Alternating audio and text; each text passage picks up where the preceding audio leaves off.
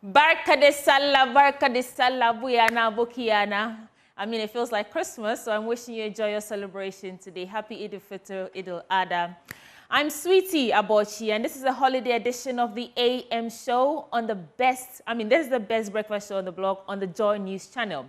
Now, for today's lineup, of course, we start with the news, and then we'll bring you the news review. Two gentlemen will be joining me for that segment. That is Suleiman Abrahima, the Executive Director for Media Foundation for West Africa, and Kojo Poku, Energy Expert and Chairman of the Manifesto Committee on Energy for Dr. Mahmoud Bawumia's campaign.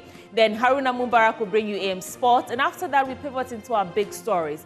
Now, today we have a cocktail of conversations from health to security and basic amenities like water, starting off with that bizarre incident that has left many shocked and raising questions of professionalism in our health delivery system, as a patient was found abandoned to death at Gomoa Ojobi in the central region. This morning, we're asking what went wrong. Secondly, 3 persons have been reported dead in Wild West District following a renewed communal conflict over chieftaincy between the people of Kendew-Lasia Tuolu in the Wild West District of the Upper West region. We are there for the current situation updates and details. Also, Joy News embarks on a Safe Water series. We'll take you to Paulugu in the Upper East region, where some residents depend on streams and dugouts for unclaimed water. Join us with the comments and thoughts either via phone or across all social media platforms for the holiday edition of the AM show with me, Sweetie Abochi. This morning is a cocktail, it's Eid al-Fitr, it's Eid al-Adha, it's Barka de Sallah. Join me. Welcome to the AM show. Let's start with the news now.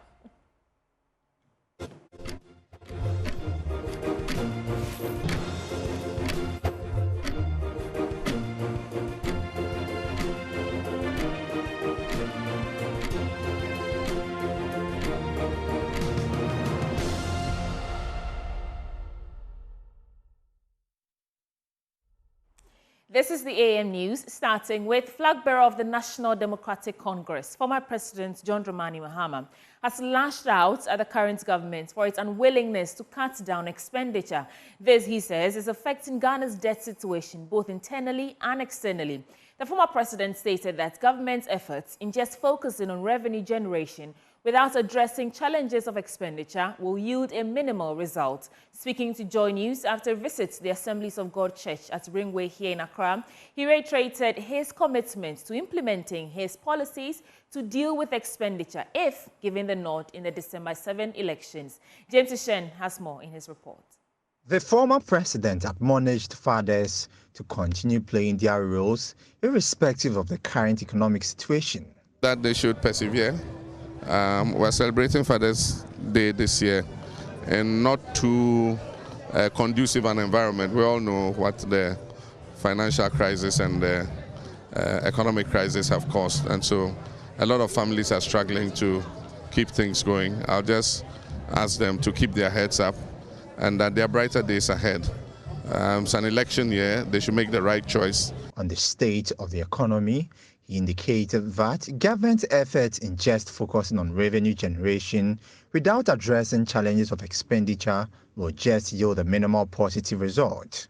And I'm sure that if I do emerge as president, I have the experience to do the things that will turn this economy around and make Ghanaians smile again. You've spoken about the financial crisis and also being the president. Now, when giving the nod, we are now under the 75 IMF program. What are some of the measures you want to put in place to make sure that we don't go back, and even for successive government? When I announced the last IMF program, I said it will be the program to end all programs, and that it was my hope that we will not go into another IMF program ever again. Unfortunately, my prophecy did not come to pass. This government made many mistakes, and we find ourselves in this crisis again. They always attribute it to COVID-19 and all that, but we could see the signals even before COVID-19. One, we need to cut down expenditure. This government is not willing to cut expenditure. In crisis, you slash expenditure and increase revenues. All they're doing is increasing revenues, but without reducing expenditure. And that's why I've said we'll cut down the size of government, we'll reduce the number of ministers, We're going to eliminate all those wasteful projects, one village, one dam, and all those things that they spend billions on, so that we can use that money in the more productive sectors to make the economy grow again. On the Planting for Food and Jobs initiative, John Dramani Mahama said his government will expand investment in agriculture through supporting local farmers. We'll use government's financial muscle to help indigenous Ghanaian companies. And so government will buy first from Ghanaian companies than import from outside. I think that if we do that, it will create more employment within our country. And then most importantly, we would invest in agriculture and agro-processing. We've never ever invested in the full value chain. We always give support to farmers to produce more, like Planting for Food and Jobs, Metasip when I was there, we had the medium-term agriculture strategic investment plan. All those programs aim at the farmer to increase his production.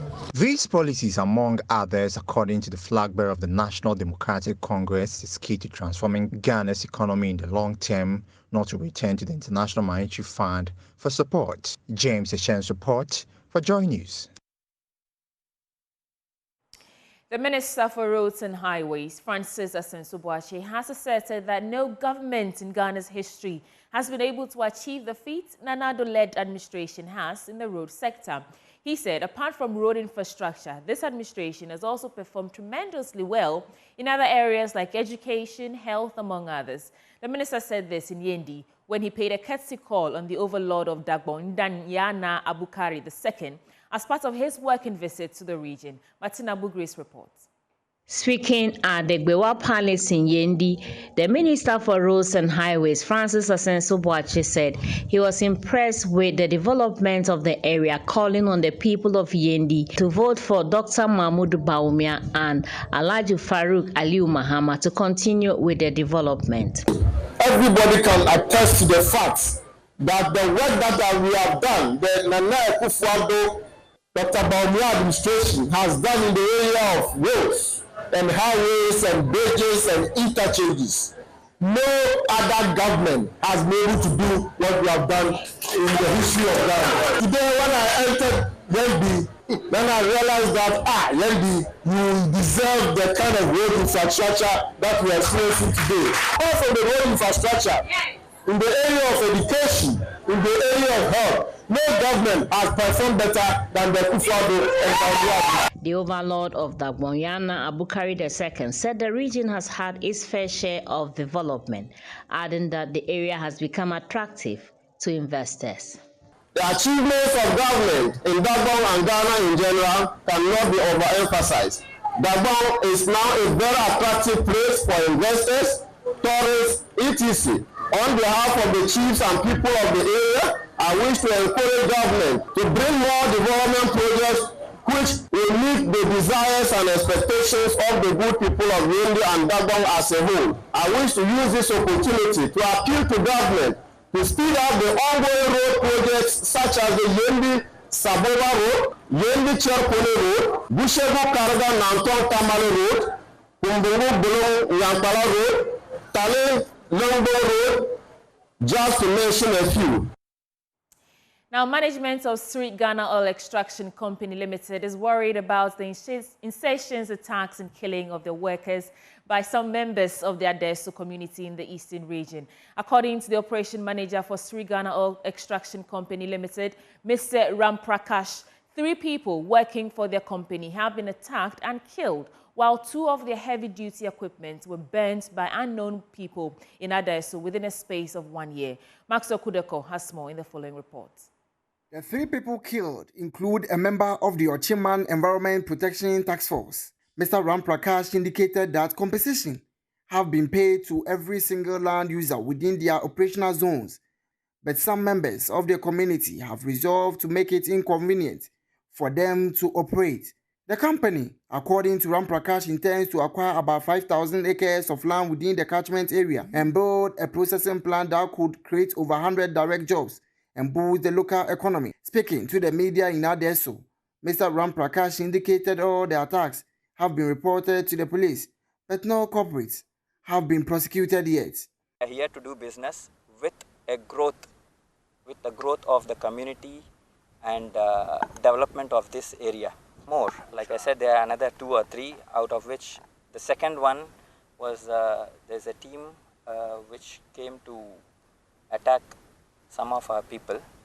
There's a team which came to attack some of our people, and they have got beaten. And unfortunate that following to that incident, we lost one of them. We approached the Ujjaini's land protection unit, and with their support, we have started clearing again.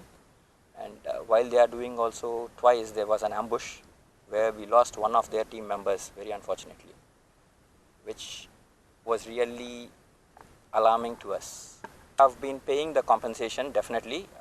If I should say the number of farmers, I think we have now planted somewhere close to 200 to 210 acres. The Apepe Makwan in Nanaba Kobenam told newsmen that the land was released to the company by the Ochihin, who is the Alodia title holder of all the lands in Ochiman. He said farmers and land users within the concession have been duly compensated. He fingered one Gertrude upon as the brain behind the killing of workers related to the company. He advised the community to support the operation of the company in order to create more jobs for the teeming unemployed youth in the area. Sorry, I see a near Juma, some maybe no more persuasive, be a sorry, or fan of no conquer, some pay Juma, or qua, or your beer, others obey Sabi, obey a boy, a San Sabra, and I say, obey Manso, and our kaya crawl for. Now, a Juma ba, that's a Ubia Benny Jumani Biaya, Ubi sorrow say assassin, a media individual, or Chaman, an individual assassin, assassin in I or Chaman's 2 lands. Into Munina, Mochi, no Mundi, a Jumanechina, Bebuno Sunye Jumanye, Chese, Yapon, ye, Kofi, a Muna, one way, Rabbi, I find get rid of home. Or no, a smile, because no radio, I hear press conference say, Obama Brise, and Momoni, Bessiani, the sons of Chamania Sass won't persuade so. Then a week, Papa Pen on mobile ball, which you go and swine in the Papa through Mammy and such surprise. It's a 7 o'clock police for him. Maswo Kudeko reports for Joy News. In other stories, international direct selling company QNet is set to expand its support for children with disabilities in Ghana after a successful first phase of the Anopa project, which saw 14 beneficiaries qualifying for the World Deaf Swimming Championship in Brazil earlier this year. Children from 3 special schools in the central region are expected to benefit. Joy News editor Fred Smith caught up with the head of Rhythm, QNet's corporate social responsibility arm, during a recent visit to Malaysia. Here's his report.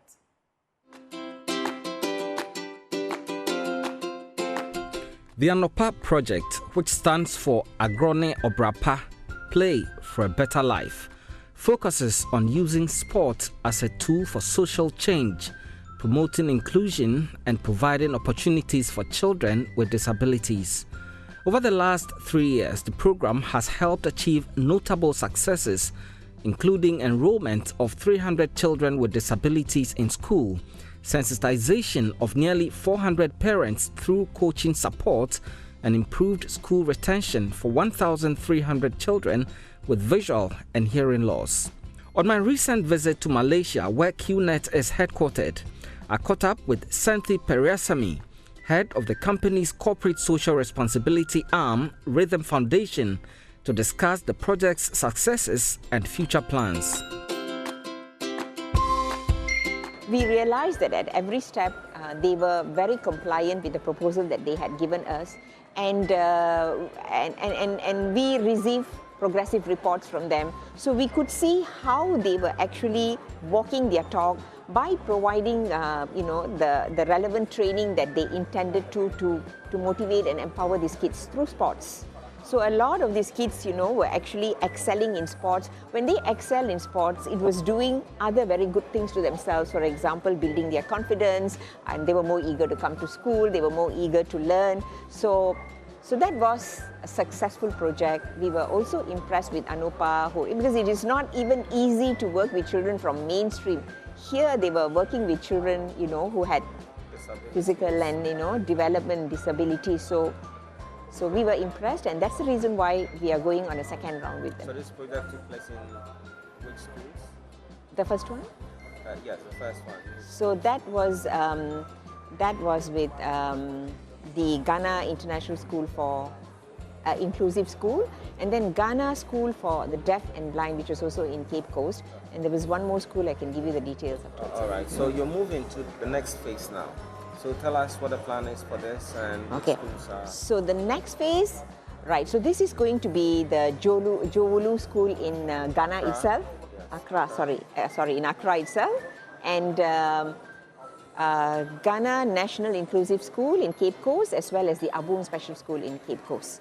So for the school in Accra, there basically you do not really get so many children with physical disabilities. So it's basically going to be support for academics, for vocational skills, for sports, and for capacity building for the teachers and the trainers. But for the other two schools, we are really looking at improving the infrastructure, the physical condition of the school, as well as providing them with all resources needed for teaching the visually and hearing impaired children. See, they are put together with children who are normal as well. So as I said, it's about equity and equality for all these kids. So for them, especially for those who are visually and hearing impaired, the basic gadgets that are needed, for them to be optimally learning in school is so very important, and that's missing.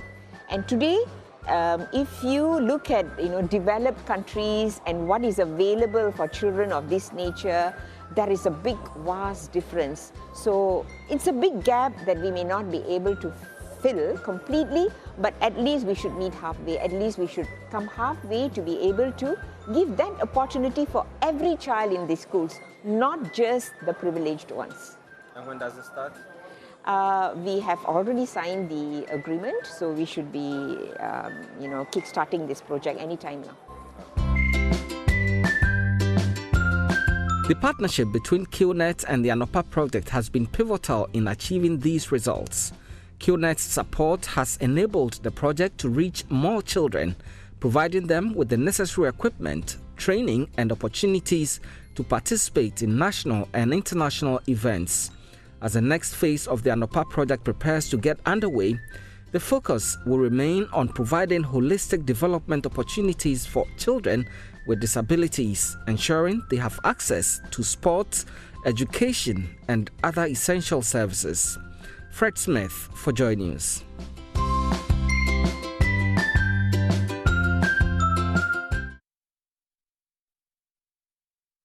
President of the Apostolic Church of Ghana, Apostle Dr. Aaron Amina, has made a clarion call for Christians to purge themselves with the undiluted Word of God, describing the church as sick. He was speaking at the ordination of pastors and apostles at the Apostolic Retreat Center here in Accra. More in this report.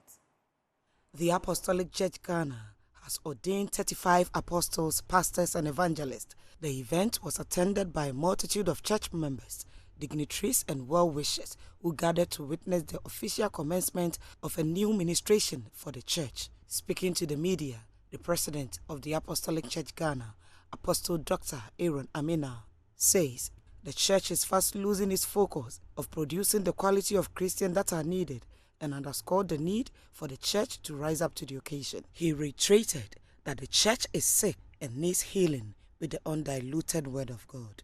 The church itself is like a spiritual hospital, where people come with all sorts of diseases, and then Jesus Christ, who is the chief healer, heals us spiritually, emotionally, physically, and in all ways. But the church system itself is diseased now. Where the church is fast losing its focus, and the church is not producing the kind of Christian it should produce, and that's why, as a nation, we have many Christians, but we are facing a problem. It's a way of seeing things. Go back to the Word of God. He further added that if Christians will seek the righteousness of God, a lot of things will change. If Christians in Ghana will seek the righteousness of God, we won't be where we are. And so, for me, we should change the sight and the sound, the kind of light we have from the pulpit, the kind of sound we have from the pulpit. If we begin to change that and we are consistent enough, if we do something just in one day, it's not going to produce the result. There are medications that you have to take after a certain regime over a period of time. And this is a chronic disease. If we aim at getting healed and being the kind of salt of the earth and light to this world that we have to be, God will make it possible. Moving on, Municipal Chief Imam of Alusuna Wal Jamaa in Techiman has admonished politicians to stay away from beating war drums in the build-up to the 2024 general elections. The Imam, who was speaking on the sidelines of the Eid al-Adha prayers in Techiman, also cautioned Muslim youth against being involved in violence acts and advised them to stay away from massing up at collation centers with the aim of perpetrating violence on election day. Anas Sabit has more. The celebration of Eid al-Adha festival is to commemorate Prophet Abraham's devotion to Allah subhanahu wa ta'ala, as well as his readiness to sacrifice his son Ismail.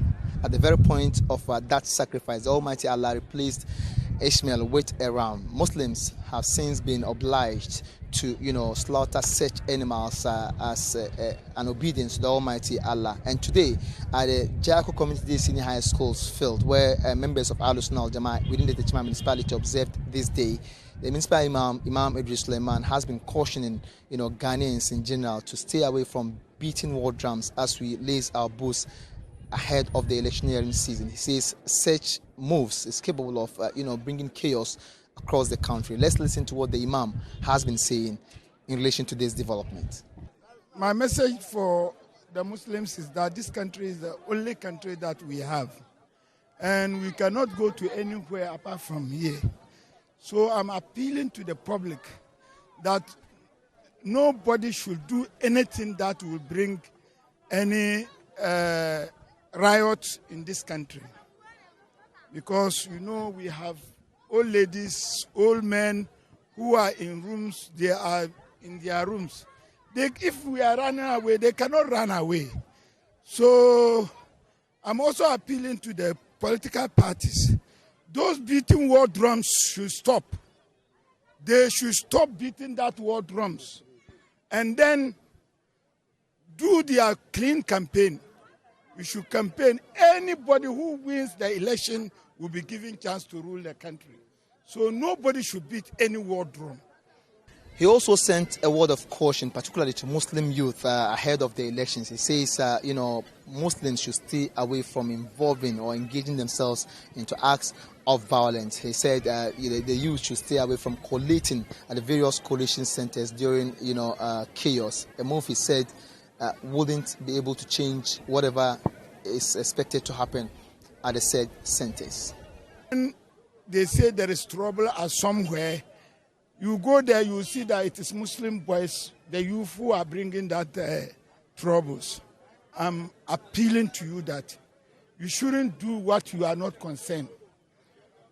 What it is not your business, don't do it. It isn't your business going to the coalition center to do. If you do anything, if you go there, they won't give you pen to write. So don't go there. So this is what I'm appealing to the youth. You shouldn't do that. When somebody is saying that maybe they are going to cheat us, and you are going, if you go there, you can't change anything. So don't go there. This is my advice to the youth. So this is what we've gathered here at the Jacko Community Senior High School's field, where members of Ahlus Sunnah wal Jama'ah observed this year's Eid al-Adha. For Joy News, my name is Anas Sabit, reporting. Away from that, Chairman of the Governing Council of the University of Education, Winneba Nenyi Gate VII, is calling for a collective action to combat climate change and also preserve the country's environment. According to him, sustainable practices such as reducing waste, adopting renewable energy sources, and conserving water should be integrated into daily lives of Ghanaians. Speaking at the graduation ceremony at the university, he highlighted the crucial role of educational institutions in fostering environmental stewardship, encouraging students and faculty to lead by example in their communities. There's more in this report.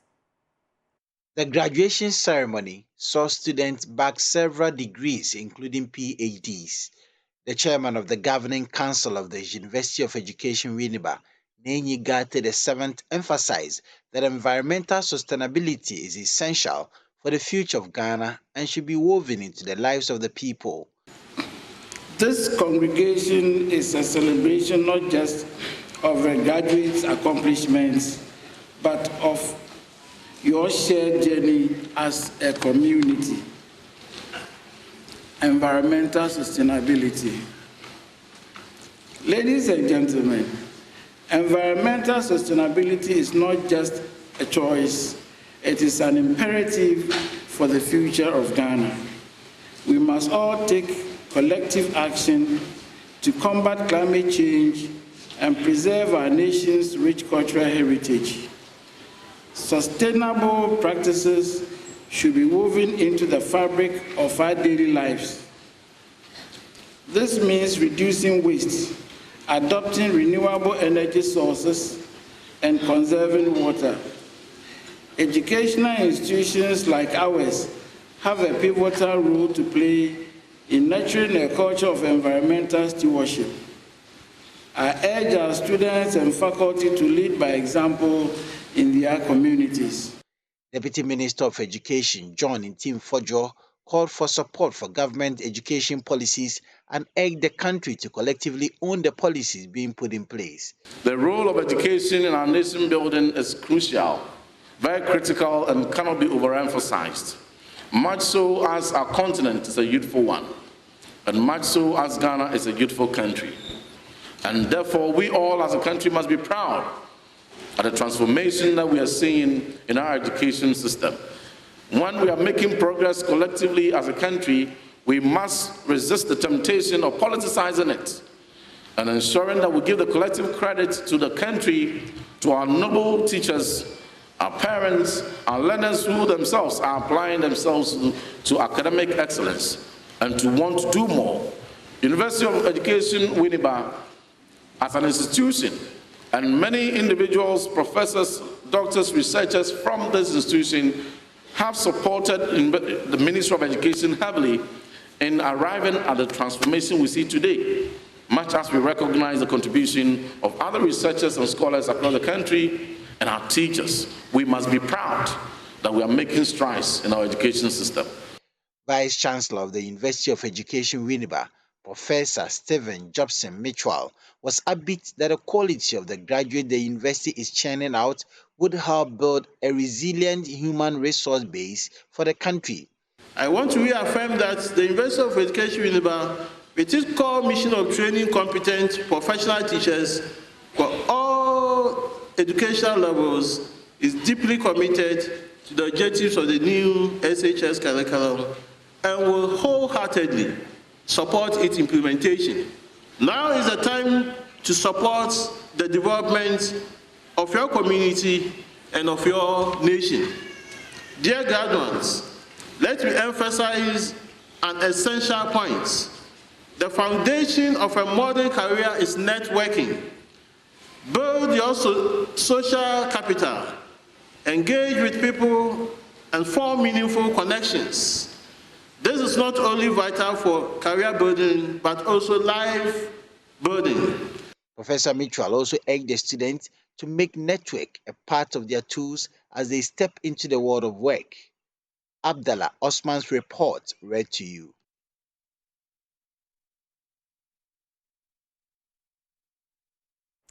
And that's it for the AM News. Up next is a news review segment. Today we don't have newspapers, so we go online and look at all the various news portals. Stick and stay. I'll be right back.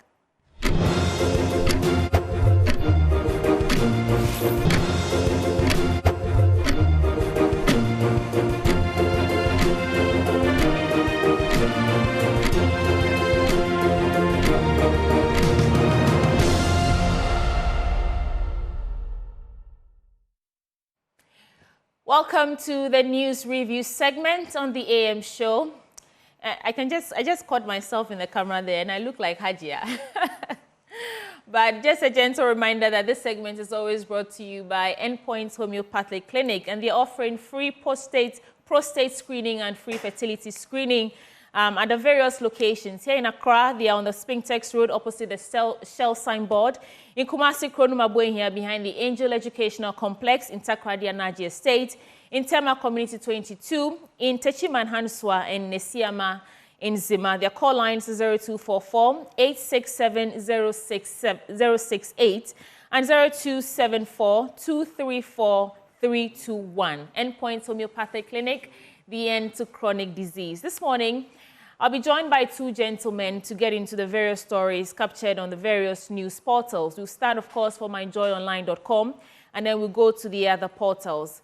The energy experts and well, let me start by introducing Suleiman Abrahima, the Executive Director for Media Foundation for West Africa. He's joining us on Zoom now. Good morning, Suleiman Abrahima. Good morning, and thank you for having me. Great. And we also have Kojo Poku, who is an energy expert and chairman for the Manifesto Committee on Energy for Dr. Mahmoud Bawumia's campaign. Kojo Poku, it's good to have you. Good morning. Hi, good morning, sweetie. How are you? I'm fantastic. And Barka de Salah, Suleiman Abrahima. Barka Kade, may Allah's blessings be upon all of us. Amen. Ami, is that the correct response? Ami, right? Yes, I mean, both are correct. Okay, great. So like we do on the show, you both have a minute or two to get into any topical issue that you have some responses to. I'll start with you, Suleiman Abrahima. What's on your mind this morning? Well, of course, I mean, yesterday was a great day for those of us who are Muslims and at the same time fathers. It was, I think, a double bonanza. It doesn't often happen to have two occasions, great occasions on the same day. So let me say, Baraka de Salah to all Muslims in Ghana and around West Africa and indeed around the world. And then, of course, to those who are fathers to say, happy Father's Day to everyone. And we pray that our country goes the way that we want it to go. We pray that our leaders are able to steer the affairs of the country in the best of directions. So that's what I would say. All right. Kojo Poku, your take. I would want to wish all Muslim communities Eid Mubarak and also happy Father's Day to all fathers around the world, those watching us this morning. My little issue is with you, sweetie. The last time you hosted a gentleman on your show from Allen, I think political advisor to Allen, you let the gentleman get away with certain untruth, which I did a social media write-up. I don't know if you saw it, in regards to the powers of a minister and the powers that be for people who are in the executive. I saw your comments, Kojo Poku, and your point is duly noted. Thank you. Thank you. So, I mean, I think in the future we should learn to correct those things when people make those comments. Thank you. Yes, thank you. So let's start from myjoyonline.com because it's a holiday. We don't have the newspapers. On our websites this morning, on our top story, they say Galamsey smuggling and bad weather slash cocoa's revenue by $500 million. Let's get into that story first, and then I'll come to you, gentlemen, for your reactions. The story reads, illegal mining activities, unfavorable weather conditions, and swollen shoots virus have caused a significant shortfall in Ghana's cocoa revenue for the first quarter of 2024. Fifi Boafo, head of the public affairs at Cocoa Board, in an interview with Joy News, on Joy News desk, explained the key factors behind the alarming drop of over $500 million in Ghana's cocoa revenue, as reported by the Bank of Ghana. Quote, illegal mining activities are cutting off farmers from their farms, he stated, highlighting the detrimental impact of these illicit activities on cocoa production. He added that farmers find it difficult to get aid to harvest cocoa due to these disruptions. Now, the environmental consequences of illegal mining have also been severe, with polluted water bodies affecting irrigation.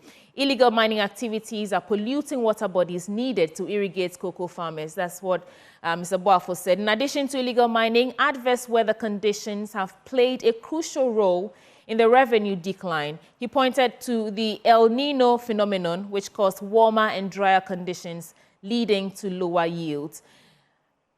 Suleiman Abrahima, what are your thoughts on our declining yields and revenue generation when it comes to the cocoa sector? I mean, talk about Galamsey and, the harm it's causing to our water bodies and all that. What's your take? Well, it's great to hear my friend Fifi Boafo, who not long ago was on Oman FM as the morning show host, today telling us about cocoa production and what has happened. Of course, we've all been following the challenge with illegal mining in our country. We all know about the consequences of climate change, and all nations are bearing the brunt of climate change. And therefore, one would expect that if these things are happening, they would certainly have implications on all sectors of our society, including the cocoa sector, as has been said. But I think that the truth is that in our country, perhaps President Kufuor started it, and President Mills, President Mohammed's time, we saw some effort towards revamping the cocoa sector. The number of policies, and as I said, started with President Kufuor's time, and then invariably, right after President Kufuor exited, we saw the number of tonnage produced by cocoa farmers, or as a country, the cocoa production shooting up as a result of the policies that have been introduced by President Kufuor at the time. And then, of course, as I said, this moved on to this fertilizer program, the issue about cocoa rows and all of that. Right. So I think at some point farmers were being incentivized. Otherwise, as somebody who grew up in a cocoa village, I understand and I know the dynamics of cocoa farming and cocoa production. And the truth is that as a country, we've never prioritized, the welfare of the cocoa farmer. And so for me, it is not surprising. There was a time I saw somebody, ostensibly a farmer, saying that throughout my life as a cocoa farmer, I've not been able to even build for myself a one-bedroom house. And I gave part of my cocoa farm for mining, and I've been able to put out a three-bedroom house. The question is, do you blame such a person?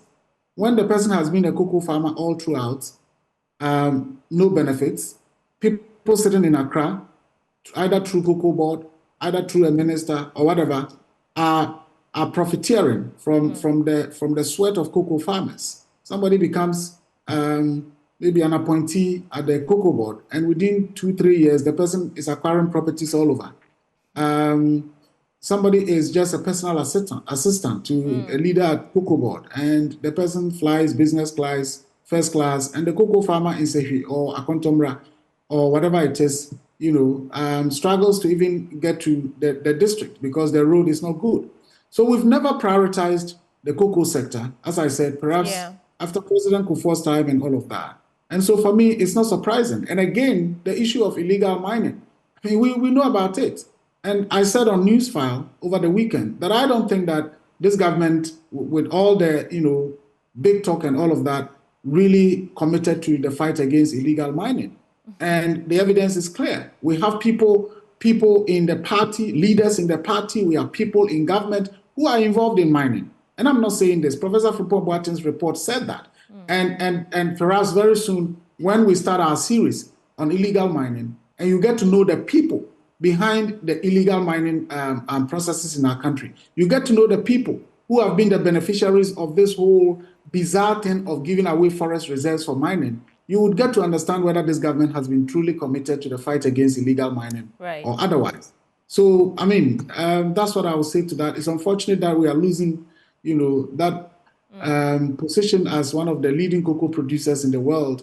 And if care is not taken very soon, maybe we'll just be doing hundreds rather than, getting to the million tonnage that we've been producing over the years. All right. Kojopoku, I'm not asking a direct question, but just so you can respond to some of the things that Suleimana said about not prioritizing cocoa in this administration. What are your thoughts? Well, cocoa is prioritized. I don't think the statement to say that cocoa is not prioritized is correct. Look, you cannot be a government of Ghana and not prioritize cocoa. Cocoa is the bedrock of this country. We are the leading producer of cocoa next to Ivory Coast. And if you see what this government has achieved in the last 7 years, it's phenomenal in terms of getting the price, in having an accord with Ivory Coast to make sure that there is a price parity between what we pay and what the Ivorians pay to stop smuggling. In fact, there has been a lot of collaboration between the two countries. So this government has utmost prioritized cocoa. Let me correct a few things. I think when my brother said that our brother Fifi Boafo was on a host of a show and now talking about cocoa, I'm sure he's aware that Fifi Boafo is the head of public affairs for Cocoa Board. So if he talks about cocoa, he's basically just doing the work that he's been given to educate the public on the issues at Cocoa Board. Let's say this. There have been certain unfortunate incidents in the country and everybody should speak against it, which is the galamsey. Unfortunately for Ghana, where the gold is where our fertile land is, and that's where the cocoa is, which is near these rivers in the western region and the western part of the country. We are fighting with greed, with honest work. As my brother rightfully put it, somebody has been doing cocoa, he couldn't put up a house, now he gave his land to Galamsey and he's put up a house. It's like you saying that, oh, you had a car, it was a taxi, you couldn't afford much, you gave it to armed robbers and now you built a house. Okay, illegal stuff always pay more. Honest living is difficult, but that's what we all do. When you give your land, and all the farmers listening to us will attest to this, when you give your land to the Galamsey, that land is gone forever because there is no reclamation. They turn the soil upside down, so that soil is basically not used for the next God knows how many years. So the problem we have as a country is that, yes, people are looking for short-term gains. For short-term gains, by all means, go and do the illegality. But the long term, you lose because if somebody gives you money to build a house, then what next? After you build a house, you stay in there, what are you going to eat? But you have a cocoa, people's cocoa farm. My family has cocoa farm, and it's basically looked after the generation for 3 generations, and it's still basically bringing money that we use to keep the house in Kumasi. So I don't get this where people think that short gains is better than longevity. It's a problem, it's a menace, and we all need to speak against Galamsey. Would you say that? Yeah. Say it again? I was going to ask, but you just mentioned it, so you finished your truth. I was going to ask you if you think that this administration is prioritizing the fight against galamsey. I mean, that's our number one thing that's affecting our cocoa sector. So, well, there has been a lot of fight. Look, there's a good Akan saying that says that no. It doesn't mean that you are not good at throwing the stone. It's just that the person you are throwing the stone at is also trying to act differently. Look, the government has fought Galamsey, but you see, it has come to the conclusion that now, instead of fighting it, why don't you now find ways to basically bringing them into the mainstream? Look, it's gold, it's money. There's no way you can tell people to stop mining gold. So the thinking going forward is like, instead of, that's why the vice president has been going around the country saying that instead of burning excavators, instead of basically chasing these people and playing hide and seek with them, why don't you bring policies to formalized? And that is the thinking now going forward that, look, there's going to be a mineral development bank. There's going to be a mineral development bank. There's going to be financing to bring these people with this energy and the technique to do, take them into areas, because now if you see what they are doing, Galamsey is basically, oh, I think there's gold here. Then he starts digging. He has no scientific or he has no data. He's just basically digging in terms of trying to find gold. And he would dig a whole acre and find just one small ounce of gold. The thinking is that, look, government, instead of fighting them, put money into exploration, initial exploration with the geotechnical and the geology department of the country. Let them now map out where the gold is. So we all know there's gold here. We all know the tonnage and the ounces of gold. Then basically give those out to the Ghanaians. So they move away from trying to scout for gold in our rivers and scout for gold in our cocoa farms. But it takes a bit of doing. You get it wrong. And it's only the right thing for you to say, look, we fought it this way, we've gotten it wrong, or it has not yielded the right solution that we want. So let's rethink it. And now there's a rethink to basically say that, look, let's empower them, let's not fight it, but bring them into a formalized sector. I think what Sulemana said was what I actually repeated, that we are not prioritizing the fight against Galamsey. So I think I want you to rate this for It me. is Would you say, prioritized. would you Look, say that, oh, Kojo, my dear, just let me complete my trail of thought. No, but Would you are say saying that it's not on a scale prioritized. of... I'm saying it's prioritized, and you're coming back to the same point again. It is prioritized. The fact that you are not seeing the results you want doesn't mean it's not prioritized. For you to say that it's not prioritized, it's erroneous. It is prioritized. Right. So I'm asking, on a scale of 1 to 10, would you say this administration, how would you rate the fight against illegal mining for this administration on a scale of 1 to 10? 10 out of 10. And now, 10 out of 10. Kojopo, have you seen our water bodies? Have you seen our rivers? Have you watched the documentaries Poison for Gold? There are two conversations. My dear, there are two conversations. Yes, you see, what I'm saying you cannot rate 10 out of 10 when we are staring all these problems. Fight, my dear, your fight against, listen, I'm saying there are two conversations. Your fight against corruption can be 10 out of 10. The next question is, has it yielded the right results? That's the different conversation. So on the part of government has prioritized the fight against Galamsey. Has it yielded the right results? That is the different conversation. So that's what I'm saying, that let's not put down the fight or the zeal or the will of the government to fight Galamsey. Don't say that because they have not yielded the right results, government has not fought it. That's why I'm saying that because 10 out of 10 fight against Galamsey has not yielded the results that the country wants, we need to do a rethink. What are the 3 actionable steps that, I'm staying on this because I'm curious to know what you actually think about this. It's not a problem. Give me 3 actionable steps that this government have taken to fight Galamsey. I heard Dr. Bawumia say, I think about 2 months ago, that they will no longer burn excavators when they seize them from these illegal miners. What 3 things specifically has this administration done to fight Galamsey? You're talking about 2 different things now. What doctor talks about No, I'm just making a reference point. So what 3 steps has this administration taken to fight Galamsey? My dear, sweetie, calm down. Let me land.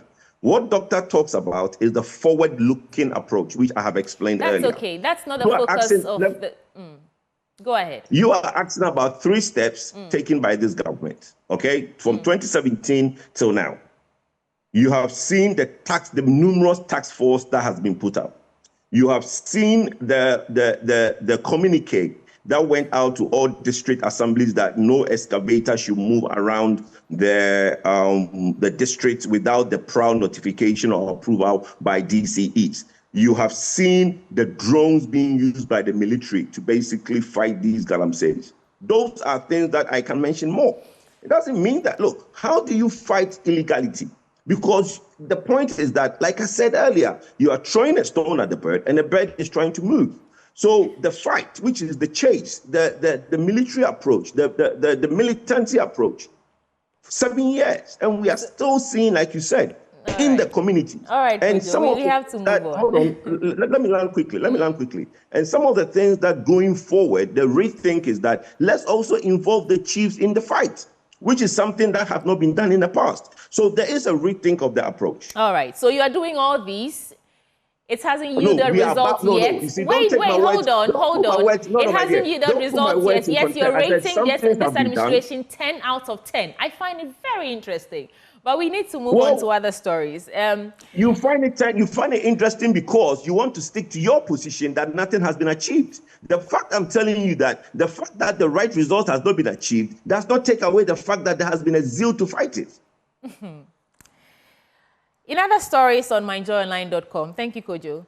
Lessons from Bawumia's leadership, principles and values examined in new book. Now, communications and journalism lecturer, Professor Godwin H.S. Kanku, has highlighted some emerging values and leadership principles embedded in Dr. Mahmoud Bawumia's vice presidency in a new book released recently. He stated that beyond politics, the life of Vice President Dr. Mahmoud Bawumia holds some inspiration for the youth, governance, leadership, and communications in general. Now, Professor Kanku said this in an interview with Paul Adumotre at the back of his latest book, Dr. Bawumia and the Modern Vice Presidency in Ghana. Now, according to him, corporate leadership in terms of what deputies and assistants can learn from his loyalty to the president, his hard work, and his dependability. Drawing some analysis from the book, Professor Kanku believes that Dr. Bawumia has lived up to what's expected of a modern Afrocentric vice president. Suleiman Abrahima, Has the Vice President lived up to what is expected of a modern Afrocentric Vice President, would you say? Well, I would comment on that briefly, but I just want to touch on the earlier topic also briefly. Right. And to say to my brother, Kojo, that quite often we need to be mindful that it is not just about what we want to say as either politicians or activists. It is not about what we think is right to say. We need to always remind ourselves that whatever we are saying, the people on the ground know more, they feel more, and sometimes they bear the consequences even more than those of us who sit here in Accra. So in terms of whether or not the government has been committed to the fight against galamsey, I mean, the truth is with the people on the ground, and they know what is happening. They know the involvement of party people. They know the involvement of government people. In some areas, they know about the involvement of some DCEs and all of that. Not too long ago, in fact, this is about just last week or the week before, we had a parliamentary candidate telling people that, look, this Galam stop and Galam this and so on and so forth, we've banned all of them. You know, if you are at your site and somebody comes and says he's a police officer or a military officer, if you have something you want to give to the person, give it to the person. But if the person wants to seize your this, destroy your that, or hits you, you have to hit him back. If anything, you call me, I'll come to your defense. This was being said in the presence of the regional minister. The point I'm making is that people on the ground know what is happening. And so people would find it quite amazing that someone would say, oh, the government's fight has been 10/10. We talked about cocoa. My brother, Mr. Poku, says, government has prioritized it. We're talking about galamsey. Government has prioritized it. I mean, if all the things government has prioritized, you know, are failing, then what kind of prioritization is that? We are prioritizing cocoa, yet our cocoa production is going down and down and down. We are prioritizing the fight against galamsey, yet our water bodies have all almost been destroyed. Our forest reserves are being given out. People are on the ground digging and all of that. What kind of prioritization is that? 10/10? Then what would it have been if it was 5/10 or 2/10? I just wanted to talk about that and to remind us that all the time when we are here, people are listening and the people know what is happening. It's not about what we want to say or what we feel like saying or what we think is right to say. Right. It's about a reflection on the ground. On Dr. Bawumia's, on the book about Dr. Bawumia, let me first of all congratulate my very good friend, H.S. Ikanku, for putting together a book. I think that it takes a lot of discipline, a lot of commitment, and a lot of hard work to be able to put together a book, whatever it is. And it's always good in academia for people to put their thoughts together so that those who disagree or those who have different perspectives can also share. That is how we grow knowledge. And so I think it is commendable that we have a book looking into the leadership of Vice President Dr. Mahmoud Bawumia. Okay. I think the rest will be really political in terms of examining whether, in my view, he's done well or he's not done well. I think the rest will be political, so I don't want to go into that route. All right. Kojo Poku, your take on this book that talks about or studies the work of the Vice President? I'm very confused. My brother says that the rest will be political, but he's been making political statements since we started this thing. So how is he, if he comment that the Vice President is being the best Vice President we've ever had, what is political about it? I'm confused. What is political about that? Commend the man. The man has done well. Commend him. You condemn the government. You condemn the government. You said all sorts of things. Why commending the Vice President political? You can't commend a good thing? Oh, Kojo, if you want me to get there, I'll get there. Yeah, the man has been the book saying that. Hold on. You commended the writer of the book. Let me land. You commended the writer of the book. You commended the good work he has done. But the good work that the man he wrote about has done, if you comment on that, is political. No, the man has done well. He's done well. What's political about it? I didn't say that I'm commenting. Okay, so Kojo, do you want him to respond to? Kojo, do you want him to? If you want him to respond, allow him to do that. Okay. Suleiman, no, I think but he my wants point you is to that respond. I'm confused. But anyway, let me move on. Let me move on. If you want me to do that, I'm really happy surprised to he said that, because if somebody has done well, you can say he's done well. What is political about that? So if there's time and you want me to do that, I'm really happy. In fact, to do Suleiman, that. I'll give you about a minute. I'll give you a minute to respond, You decided because to say it's political. Kojo obviously wants you to get into it. I'll allow it. I'll give you a minute to get into it, and I'll circle back to you, Kojo. So Suleiman, please get into what you want to say that might sound political, but I think Kojo wants to hear it. Now I'm curious. But he has already made political statements. So what is Kojo, political just about hold your commenting horses. Let somebody? him respond, and then we come back to you. Suleiman, your take. So you see, first of all, to clarify what I meant by political, my point is that it be getting me into assessing or giving my personal view about the performance of the vice president, and that's an area that I didn't want to go to, because first of all, I haven't read the book. But if I'm to comment outside of the book, yes, the vice president, people have talked about his loyalty, but for me, it's about the results that we've seen. I don't think that any objective person will say that today in the country that we live in, things are going the way they should go. Whether you're looking at the economy, whether you're looking at people's living condition, cost of living, and all of that, I don't think that we are where we are. People say that we shouldn't blame the vice president because, as he says, he was not the one holding the steer. He was not the driver of the car. But if you are a deputy to the driver of the car, they meet, and then the car, runs into a ditch, then you want us to completely exonerate you? Maybe, well, that's really questionable. All right. Of course, the vice president, we all knew, is an economist, and there's no doubt about that. And he is the chairman of the economic management team. He himself, at some point came out, talked about how strong the economic management team was, and the fact that in the previous regime, no one could even remember who were the members of the economic management team. Today, I don't think that Kojo would tell us that the economy is doing well. We'll talk about Russia, Ukraine, and all of that. But I will reference back to Baumia to say, how did all this escape Cote d'Ivoire, escape Togo, escape this, and only came to land here in Ghana? I think that, yes, globally, there are economic issues, but I travel around.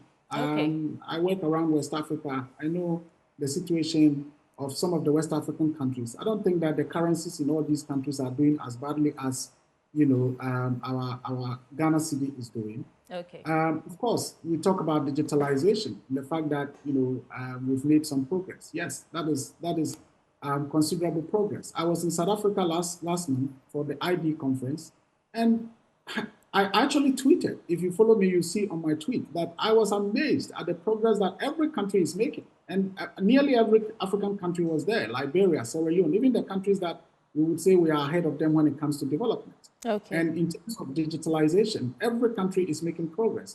The future is digital, and digital is the future. And so, yes, we're doing digitalization, but if you look at the context, it's not something that is so surprising or so extraordinary. And all so, right. Yes, I hesitate to go into analyzing because he's a candidate. So if we get to that, I'll be happy to do that. But this is a book. I have not reviewed the book. I've not read the book.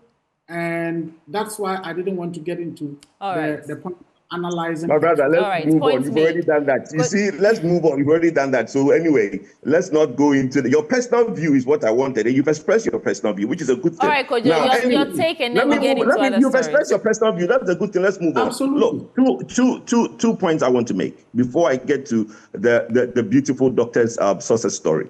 Look, the point about, let me reiterate this point. An action and results are two different things. You might debate the results, but you cannot debate the action. The government has put in a lot of effort, prioritized the fight against galamsey, and making sure our cocoa thrives. That action, nobody can fault the action. Has it gotten the right results? That is where the conversation is. My brother mentioned that somebody has given away their cocoa farm for galamsey and built a 3-bedroom house.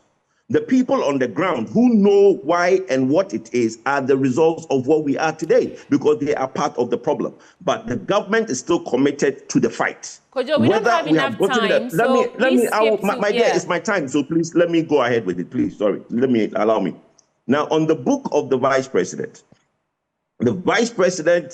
is the only vice president that can put up 33 policies championed by a vice president to his name. No vice president in the Fourth Republic can do that. 33. He can enumerate 33 policies he has championed as vice president. As he clearly put it, he has passed. So he should be promoted. Now, my brother goes on and says he's not read the book. But look, you know the man, Dr. Mahmoud Bawumia. If you're being asked that, what is your assertion of the Ahombrasian Hini Dr. Mahmoud Bawumia, everybody around the country has talked about his humility.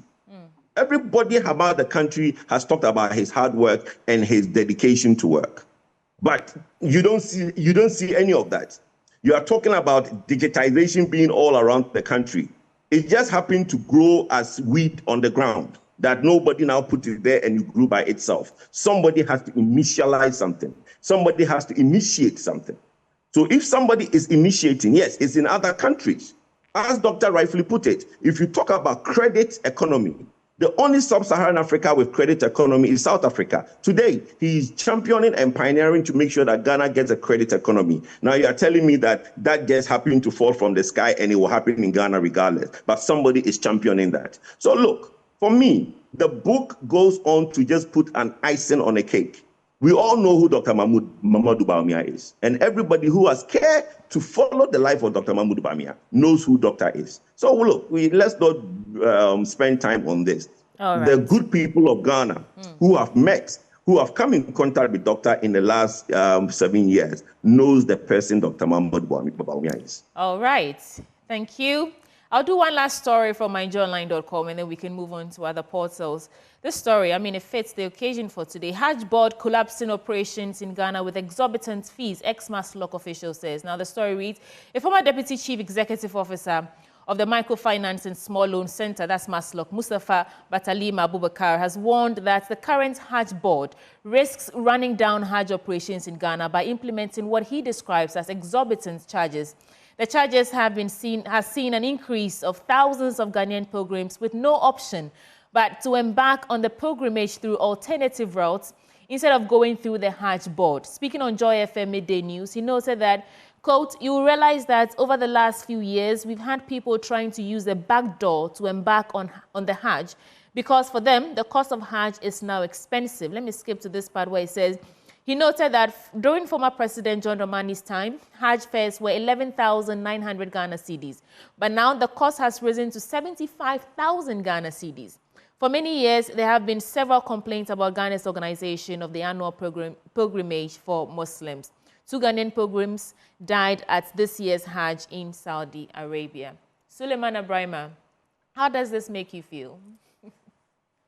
Well, first of all, condolences to the families who have lost lives or their relatives in Saudi Arabia through this Hajj.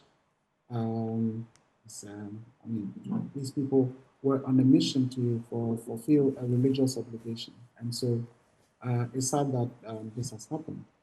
On the question of pricing, I think it would be important to look at it's one thing just mentioning the nominal figures, maybe from 30,000 this year to now 70,000 that year. I think that flights and everything are quoted in dollars. And so if, let's say, the dollar was, 5 cedis or whatever, and at that time it was $1,000, it means that people would have been paying 5,000. Today, if the dollar is 14,000, it means that people have to pay 14,000. So if you look at just the nominal figures, I think that it could be misleading. Of course, that also means that we have to do well on our economy in terms of the stabilization of our city and strengthening of our city. Because at the end of the day, as a worker earning salary, if my salary is 5,000 or 10,000, and the dollar goes to whatever, my employer is not going to be able to say that I'm going to be matching your salary to the dollar. So if I plan to go to Hajj and my salary is 10,000, and the amount to go to dollar or the charges to go to dollar to go to Hajj is 20,000, then I know, oh, 2 months of my salary can do that. If the dollar falls and by next year that I'm preparing to go, it's now gone to 40,000, I'm not going to be able to tell my employer that double my salary because I want to go to Hajj. And so I think it's all comes down to the management of our economy. Okay. And then, of course, the Hajj board, I would encourage them to also look at what options could be available, because I know quite a number of people who are using other means to go to Hajj, and it's quite cheaper. You know, people go by themselves, you know, and it's relatively quite cheaper. And so I think it's important that the board also looks at what can be done. And to just briefly say that, I'm sure if my friend Kojo has a company and the company is not doing well, the company is collapsing, and he has employed a CEO or a deputy CEO, I'm not sure that he's going to take explanations that, oh, we have been prioritizing processes, we've been prioritizing that, we've been prioritizing that, and the company is still going down, and he will still keep those managers at post because there's evidence that they've been prioritizing the best of management, and yet things are not going well. I think that is what we have to look at. I always tell people that processes matter, but what indeed matters is the results. Okay. So let's look at more of the outcomes and results rather than, you know, processes and all of that. Because after processes, people can tell you all the things that they are doing. Everyone can tell you efforts that they are making. And at the end of the day, what matters for me is results. All right. Kojo Poku, your take now. Well, thank you. One of the things that I was expecting my brother, who I'm sure has done the Hajj, I'm not sure if he's done it, but he can clarify for me if he's done the Hajj. People who have tried to use other routes to go to the Hajj don't go and do the Hajj. And I can tell you that on authority. Every country is given a quota. Let me land, please. Every country is given a quota. And I know this personally because I spoke to the chairman of the Hajj board on this matter, because some people took a different route to Dubai and got stranded. And the communication came back that they were not being allowed to get to Mecca. Because, you know, every country, because of the stampede and all the things that has happened in the past, the Saudi authority give every country a quota. Now, you are given a visa, and these visas, you can go into Saudi Arabia, but you might not be able to go in and perform the Hajj. That's the difference. The price that the Hajj board gives is travel, accommodation, all the expenses, and the pass to go into the visa, to go into where the Hajj is performed.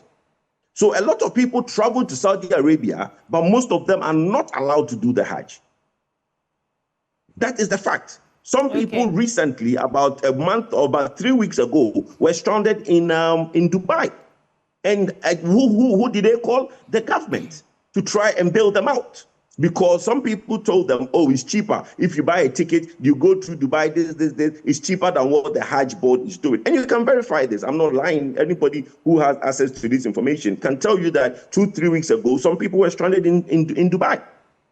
So, yes, we can understand that the hardship in the country is making people find alternative routes. But the hardship in Ghana, as we've constantly explained, is the hardship around the world. It's not unique to Ghana. If you watch the international news and look at what is going on in Germany, in London, in Canada, in every country, there is extreme hardship.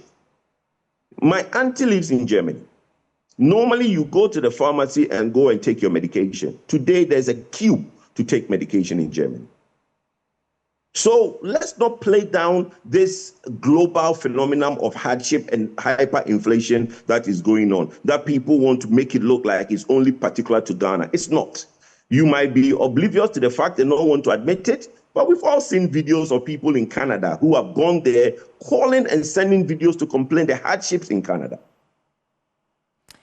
So, look, I agree to the fact that people are trying to find alternative routes to go to Hajj, but not all of them, majority of them get there and they are stranded. And anybody can find out the fact.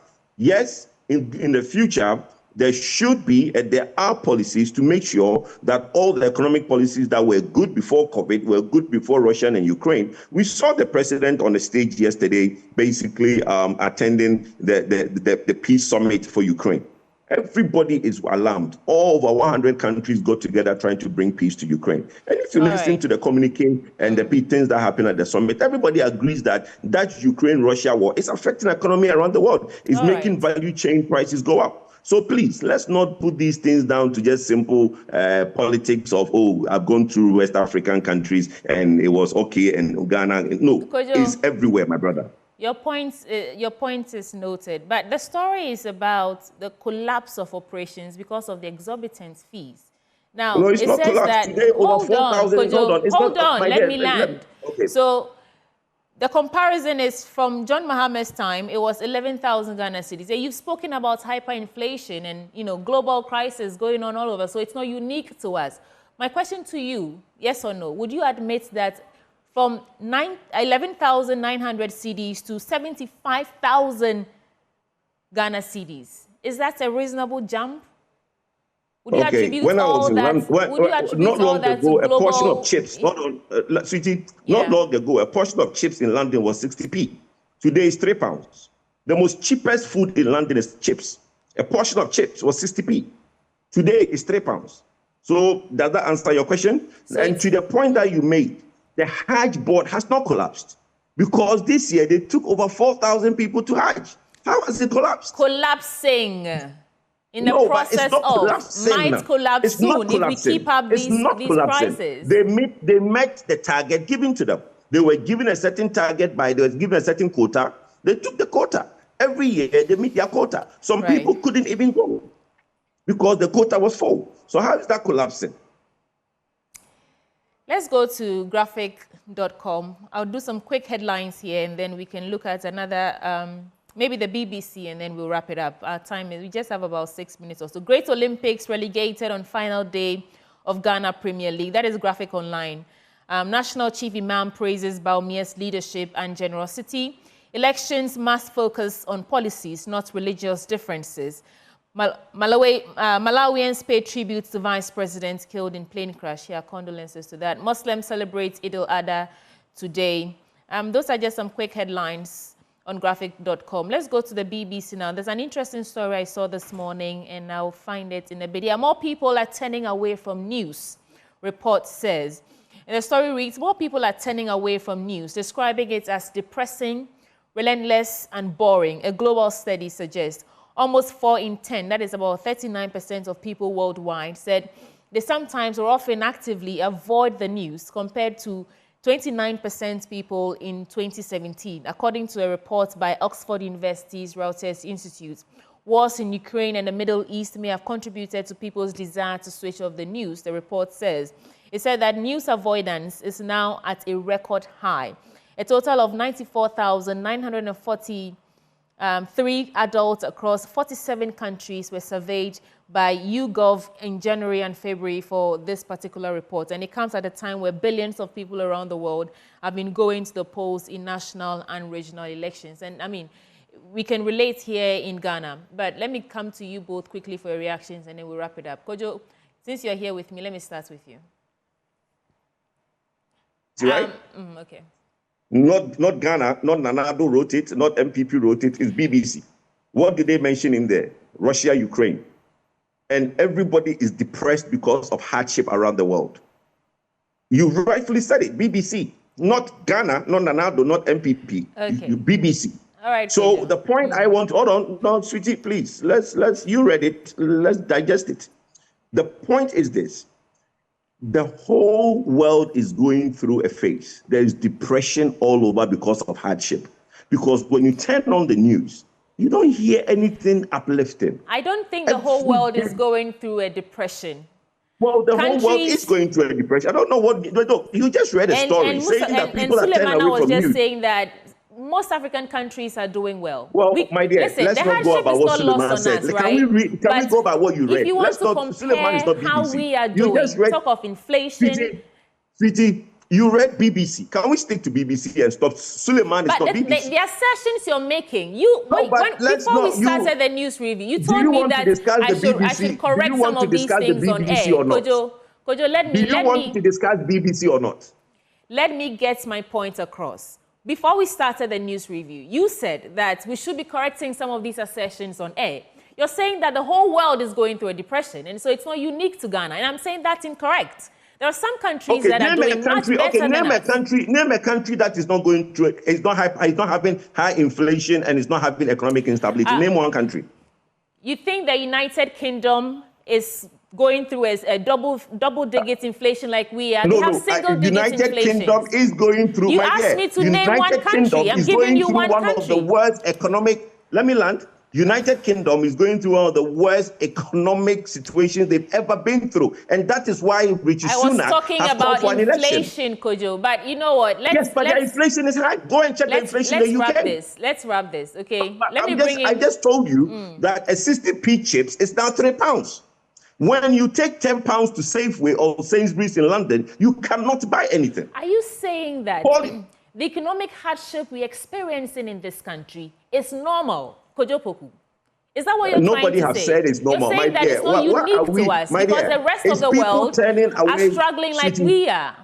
Name one thing that's working in this country. Are people turning away from news normal? Sweetie, are people turning away from news normal? Name one thing that's working in this country right now. Just await one thing that's working. There are people drinking dirty water because they don't have access to potable water. We just spoke about cocoa, educational system. I don't know what's happening over there. Every day, I don't know if it's Doomsaw or Doomsier that we're talking about. You are an energy expert, and you want to say that it's not unique to us. Sweetie, what news did you bring up? You brought up BBC. I didn't. You brought up BBC. Yes, Kojo, so let's stick to it. Yes, but I'm telling you that, let's leave Ghana out for a minute. Listen, you read all your stories in Ghana. Kojo, let me land, please. You read all your stories in Ghana, went to BBC. BBC now told you that the people are not happy, so they are turned away from news because it's depressing. And you are telling me you are coming back to Ghana. BBC did not talk about Ghana. BBC is telling you that the world is going through a depression, so people don't want to hear news. Because we are reporting on the crisis in the country. We are reporting on the deteriorating nature of our economy and everything. That's what people are turning away from. But hold on, I'll circle back to you in a bit. We've been at it for a while. Suleiman Abrahima, I want to take your thoughts before I come back to Kojo Poku. Thank you very much. I think that I would encourage my brother Kojo to take it easy.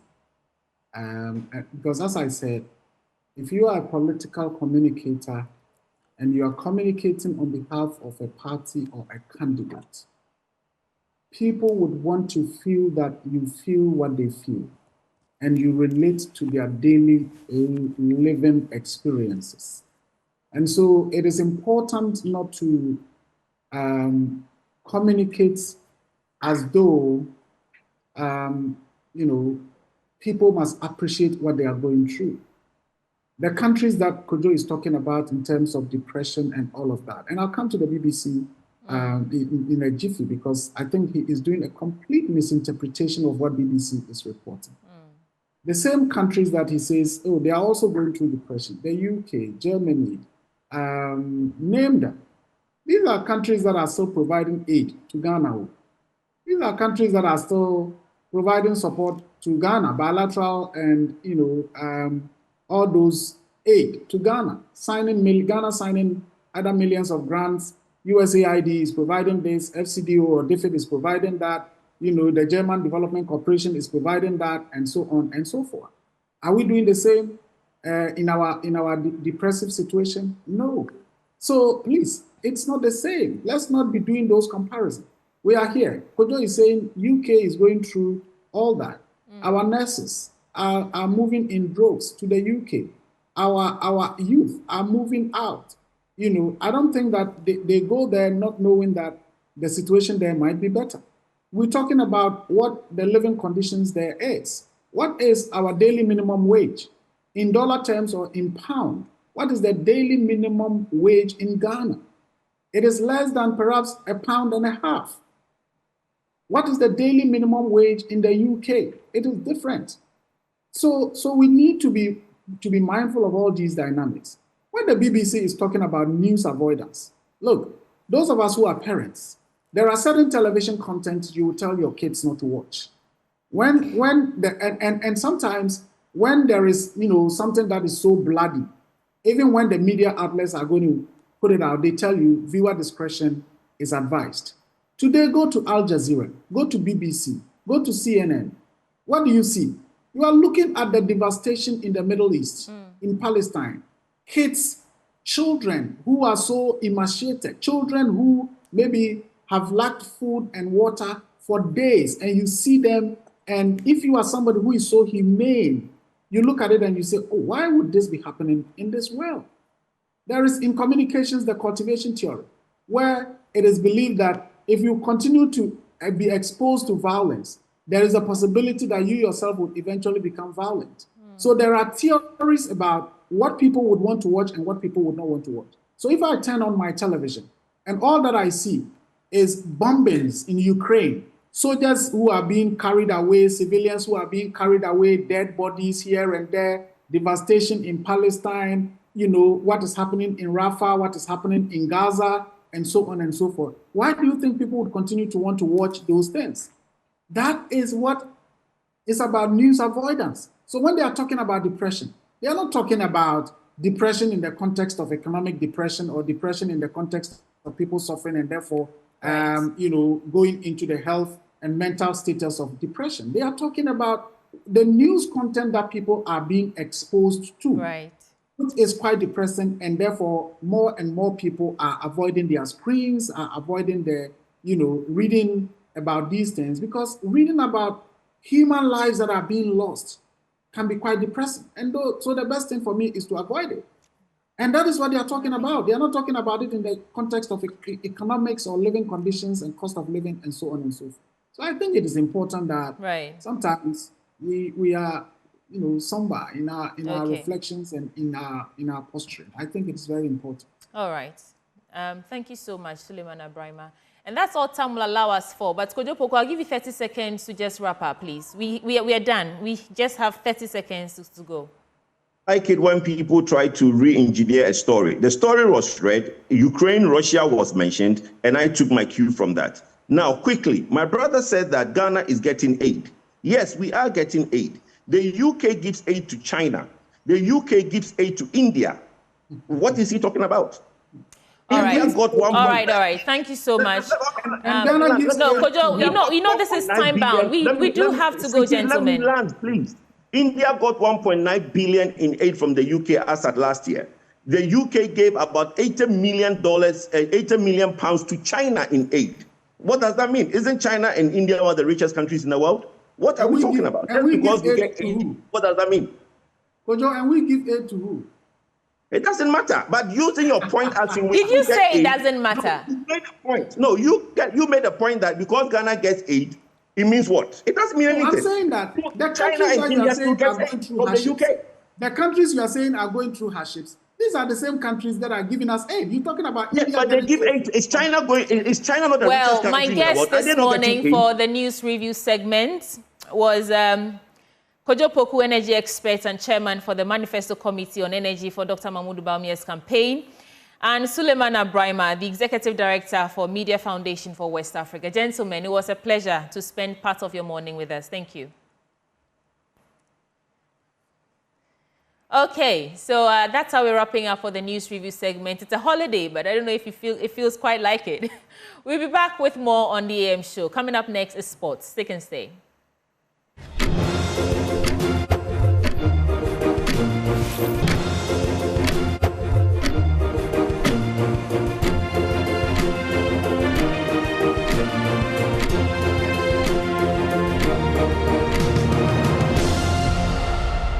Special welcome to, we have a very, very interesting conversation with you. My name is Razak Musbao, and today we're having a conversation with two German-based players. They have some Ghanaian origin, and the two of them, in fact, we're looking forward to seeing them in the Black Stars. They've got some real potential, and at the time of the Black Stars are looking to qualify for the 2026 World Cup. I think they will do us a lot of good if eventually we get to see them in there, even while we look forward to breaking this long-awaited quest to get the AFCON. It's been so many years, almost over 30 years now. You're waiting for them. So every resource that we can get from every country, we're looking for that they can come on board and help us clinch that title. Well, so today, like I mentioned, we have a really, really good conversation. Two of them play in the German top flight Bundesliga, and they play for Darmstadt. They were there last season, but at the moment their contract has ended, and we're waiting to see where they will end up this season. Maybe in England, Chelsea need a striker. We've got a striker here, and in fact, Chelsea also need a winger. I've got a winger here, so we'll see if they can find their way to Chelsea. Well, like I mentioned, still with me is Aaron Sadel. Aaron, good to have you. Welcome. And thanks for the invitation. Yeah, I in German we say that willkommen. Willkommen. Willkommen, right? Yeah. Rating. Thank you. Yeah, man. Welcome, bro. Welcome. Welcome. Good to see you. Good to see you. Aaron, is this your first time in Ghana? Actually not. I've been here in 2016 and then last winter. And last winter, the country got me. It just catch me, and I said, okay, I don't want to waste no time. I have to come back in summer, and so I'm here again. Well, amazing. Good to have you. Braden. Thank you. Menu. Is it your first time? Definitely. It must not be your first time in Ghana, is it? It's not my first time, but the first time when I was here, I was 3 years old. Wow. So that was the first time you were here? 3 years old? I was 3 years old. This was the first time when I came to Ghana. This was Kumasi with my parents. And the second time was with the national team. This was 2021. So he's the reason, he's one of the reasons why I said, okay, now I have to come this year, because like what he shared, the experience, the story, what he told us, I said, okay, now I have to do it. You have to come back. You have to come back. And you've enjoyed it so far, haven't you? Haven't you, Aaron? You've enjoyed it, right? Yeah, very, very, very much. We've seen a lot of, mostly of Accra. We had a smaller look to some of the of a beach place, a little bit outside the city, but we are having a very good time. What about the food, though? Which of them has piqued your interest so far? Most of it. I love banku. You love banku? With okra soup, yes, I love it. Have you been eating that in Germany, though? In Germany, my mom is preparing it for me. Ooh, so you've been doing banku, banku in Germany too? Or just regular rice with stew, tomato stew, just the basic things. It's more than good with that. Are you a fan of banku too? Or no, banku is not my main dish. Okay. If I can choose my favorite dish, I think it will be always omutio. Omutu? Yeah, Wow. Teosafi. Wow, my guy. Teosafi, yes. You are deep. Yeah, I'm deep. You are deep, man. But Eric, can you cook the banku though? Are you able to? Myself? Yeah. Oh, no. I can eat it very well, but I cannot cook it myself. You can't cook it. So you can't cook any of the Ghanaian dish? No, not yet. If our life depended on it, you can save us. I think I would fix it then. You will fix it then. I would fix it. You'll fix it then. Are you able to cook any of them too? Yes, one time I tried, and it was okay. It was okay. I tried fufu with. You tried preparing fufu? Yeah, I did it by myself. I did it by myself. Amazing. Not like here in the Ghana way, but in the exactly. So I did it by myself with akatinkwine. Bro. You did it in Katingwai? Yeah, I did. Yeah, were you the only one who ate it, or it was good enough for everybody to share? It was good enough. For everybody to share? For everybody, yeah. So that you don't risk anybody's stomach. No. You're not risking my stomach. Amazing. Aaron, but let's come to your professional career, though. I mean, you've had quite a career. It hasn't been, the way, it hasn't gone the way you wanted because of injuries and all of that, but you had a fairly good season at Darmstadt, although they've got back to the second tier. But how will you describe it in all, though, the season with Darmstadt? It was a difficult season. I think we learned a lot as a team and personally as well. It was not the first Bundesliga games, but when I was in a proper age now, where I can say, okay, I have the whole experience of this league, because when I was about 20 years old, I had my first games in there, but then I was very young and didn't have the right view towards it. But this season was tough, of course. There's top level opponents, Yeah, and we really reached our limits. We had to push every game hard, and I think even though it was not too successful in the end, because the club is going down to second league, we learned a lot and we grew a lot in this year, and that's what we're thankful for. Yeah. Interestingly, you guys play in the same Exactly, team, yeah. same team, and was that your experience also? Very difficult season. Yeah, for me personally, definitely, because this was a total new league. I didn't play that much because I was the whole time injured. So I didn't get the same experience like Aaron. I was just the person who was watching from outside. But you can see that the first league is, especially the first 5 teams they're playing their own league. You know, and the other teams there you can compare if you have the right match plan, good day, then there you can be successful. Yeah, but like I said, this was not for me this was not a good season because I was a long time out of the game. So yeah, but hopefully that I can get this same experience maybe this season or the next season like Aaron. But I mean, one of the things we are often curious is when a player gets injured, you know, and you're sitting home every other day, you know, you are denied the opportunity to play the game that you love. One of the things you're always curious is what goes through your mind every day that you have to wake up trying to return to the field. That difficult moment while you're home, in the gym, in the hospital, in and out, what goes through your mind? That you want to come fast as possible back on the pitch, but for me, it's easy in this situation, when I'm in this situation, like when I'm injured or something else, my faith to God, that He decide everything for my life, for our lives. So He gives me this calmness, this strength in this situation to be not stressed, you know. And so that's my how you say it, where I take His hand, He has my hand, so I'm in the right place, I'm safe, so I don't have stress. I mean, how is often the relationship between you and your former mates and the club like in such a period? Do you get them constantly checking up on you, etc.? It's up to the person, you know. It can be with the one coach is like he's trying to get you contact and want to talk to you, and there are coaches also who don't contact you. So in that case, it's something like it's like this. So there's no the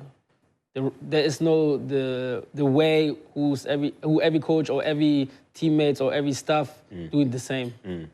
Interesting. Let me come back to you though. This season, the Bundesliga was really interesting. You know, Bayern Munich had dominated it for a while. Last season, Dortmund came close, and it was snatched from them in the very dying numbers. But then Bayer Leverkusen came in, and they pulled a surprise. They went unbeaten. As a player, as all of that unfolded, how was it like in Darmstadt? You know, seeing what Bayer Leverkusen were doing, game after game, they were going unbeaten. I'm sure there was a time when they were facing you, like, okay, we want to stop them. But they didn't have it. I mean, talk to me about that experience. It was our goal, but unfortunately, we didn't succeed to stop them. But it was a total surprise. I have to tell you, this is... Oh, you were surprised? About the performance of Bayer Leverkusen, yes, very much, of course. If a player, like a former player, Xabi Alonso comes in, and he's still a young player. He's like 3 or 4 years experience. I think it was his first club at this level, like European top level, and that he perform and like can mold a team like this. I have my biggest respect for that. Because yeah, it's very difficult. This is a hard business. This is top level, and to be successful in this small period of time is absolutely surprising to me, and I have my biggest respect to that. And anyone who told me before, like, yeah, I could have seen this coming. Yeah, he has this experience here and there. So many people try it. So many world-class players try to manage a team and navigate it through difficulties, and they fail. So, yeah. But what does it say about the league, though? What is, because for a long time, because of the way Bayern Munich has dominated it, and even though Bayern Munich has dominated it, they didn't dominate it the way Bayer Leverkusen did this season. True. You know. Yeah. So what does it say about the league now that Bayer Leverkusen didn't only win it, but they won it in such an incredible manner? What does it say about the league? I think it says that it's dynamic because, I mean, look at Bayer Leverkusen last year. I think in winter break, they were close to getting relegated down. I mean, maybe they were 15, 16, then new coach comes in, he gets a few new players in summer, and he dominates the whole next season. So that shows how quick things can change in football. And this is also the case in Bundesliga. So there's always opportunities. Football goes very quick, and if you keep your eyes open and see like opportunities and possibilities, like Leverkusen did, the board, and then the coach after that, yeah, shows that everything is possible, as it is in life.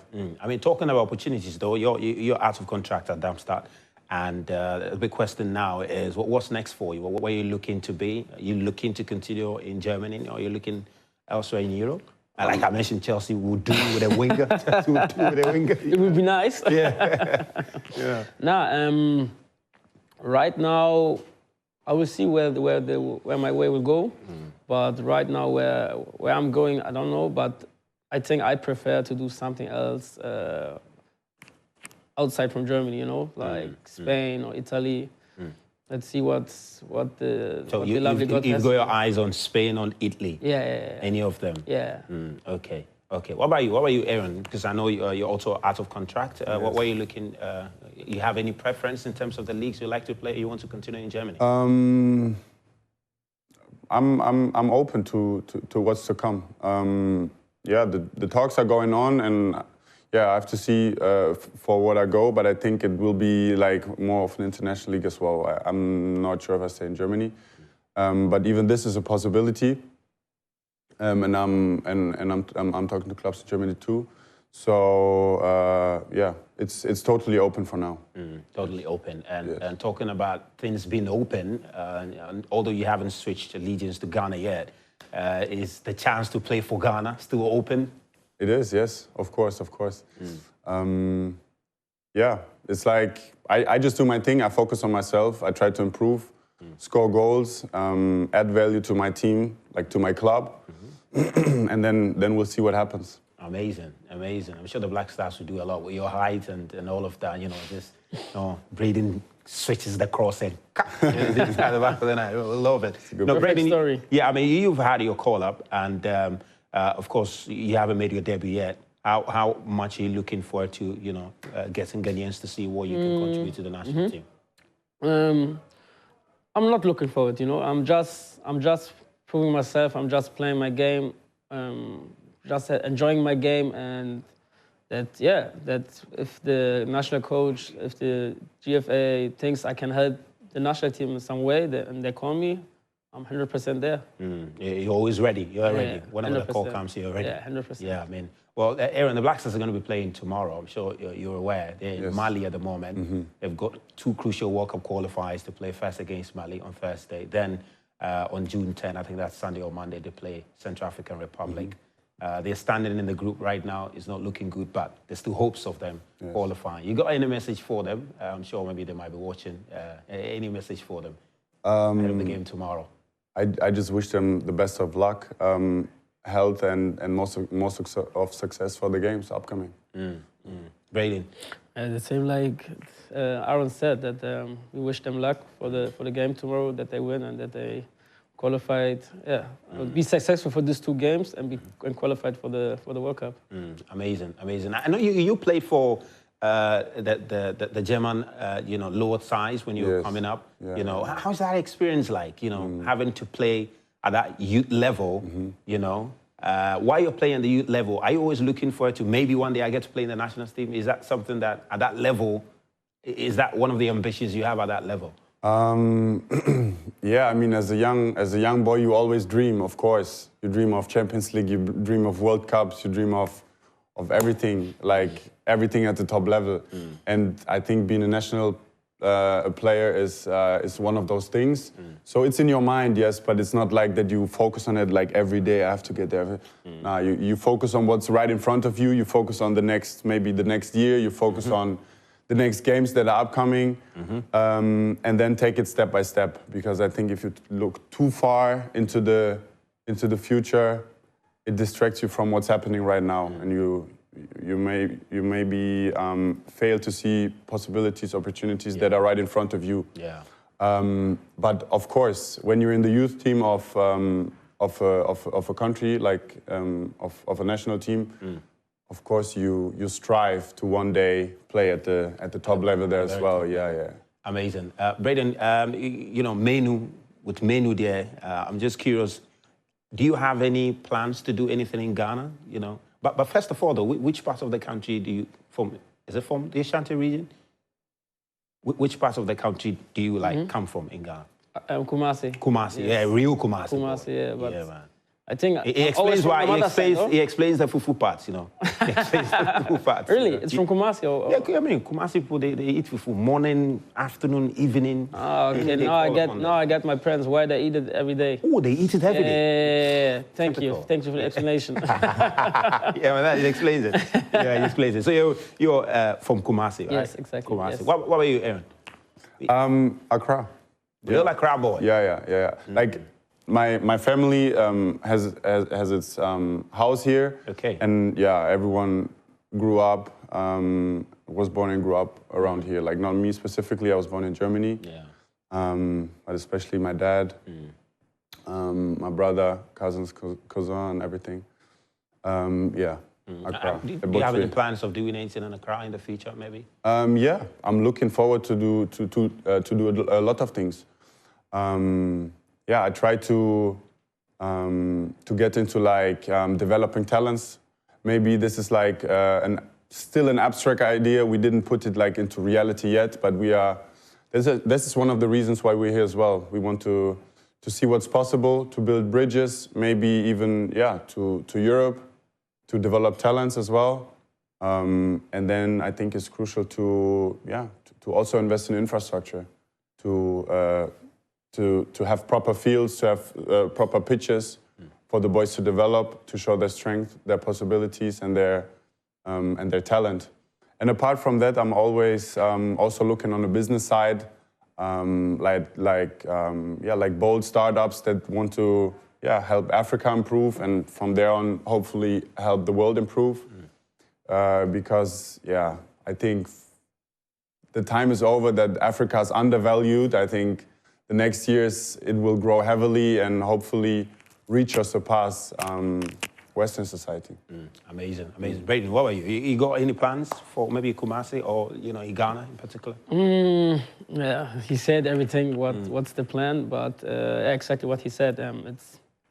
We're looking for startups who, like he said, who want to grow together, who want to make Ghana great, and see what the future brings. And I'm a guy also who's into fashion. Oh, like I like into fashion. It's quite telling though. It's quite telling. It's quite telling on you now. It's not just football; it's also fashion, and that's also a way where I want to step in the next months, next years, where I want to where I want to create my own brand, and with some guys. Fashion guys from Accra, Kumasi, who wants to make something, just holler at me and maybe we can create something. Yeah, amazing. I mean, talking about, fashion, creative stuff, let's talk about Ghanaian music though. You got any taste in some Ghanaian music? Yeah. Which of them is like ringing on your minds now? King Promise. Oh, give me a few lines, let me see. Which one? You like that one too? Yeah, obviously, yeah. Amazing. He's right. Oh, really? You mean King Promise? He's here. Yeah, he's here. You love him? Yeah, I love him. But I have also the old school ones, Oh, really? Okay, give me a bit of the Kojo-Nchi vibe. Or which one? Any of the old school ones that you can. That's not easy because he has a really good voice, huh?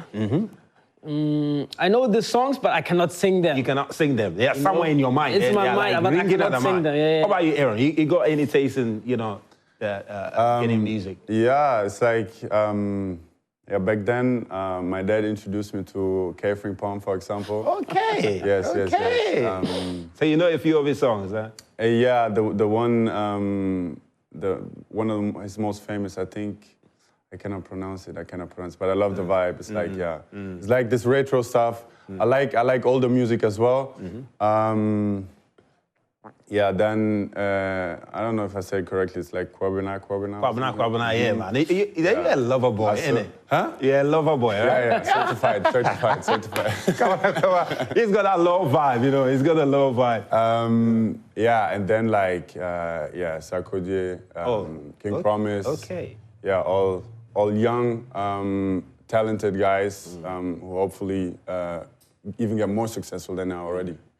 And catch up to Nigeria, hopefully. Yeah, man. But I got the way he raised it. I be like, tell me, you guys just got caught up in it. You know, it's a very popular song in Germany. You know, amazing stuff. All right, look, we need to wrap up, but I got a very, very quick quiz for you. All right, just really fast one. Okay, because you're a center forward and because you're a winger, all right, I'm gonna make it like that. Everybody else in that direction. So what I want you to do is 1 to 5. Okay, 1 to 5. And I'm going to mention some strikers, African strikers, and I want you to rank them 1 to 5. Okay? So you mentioned 5. I'll mention 5. And we put every striker name in one of those positions. So every name I mention, you tell me where you think he ranks. Okay. Is it 5? Is it 4? Is it 3? So I'll do you all very generation? Quickly. Or just it's the all generations. Okay, all generations. I'm mixing it all up. You mix it so I'll do you, then I'll come you. Okay. So let me start with you, Braden. Purely African. But wait, just for me to understand, do I have like number 4? Do I have it 2 times or 3 times? Can I put them over there, or it's just like one striker? Yeah, just one striker after the other. Okay. So when I mention 1, and you put him 4, you can move him to 1 again. Okay. He said that then. Okay. All right, so let's start, man. So Asamoah Gyan.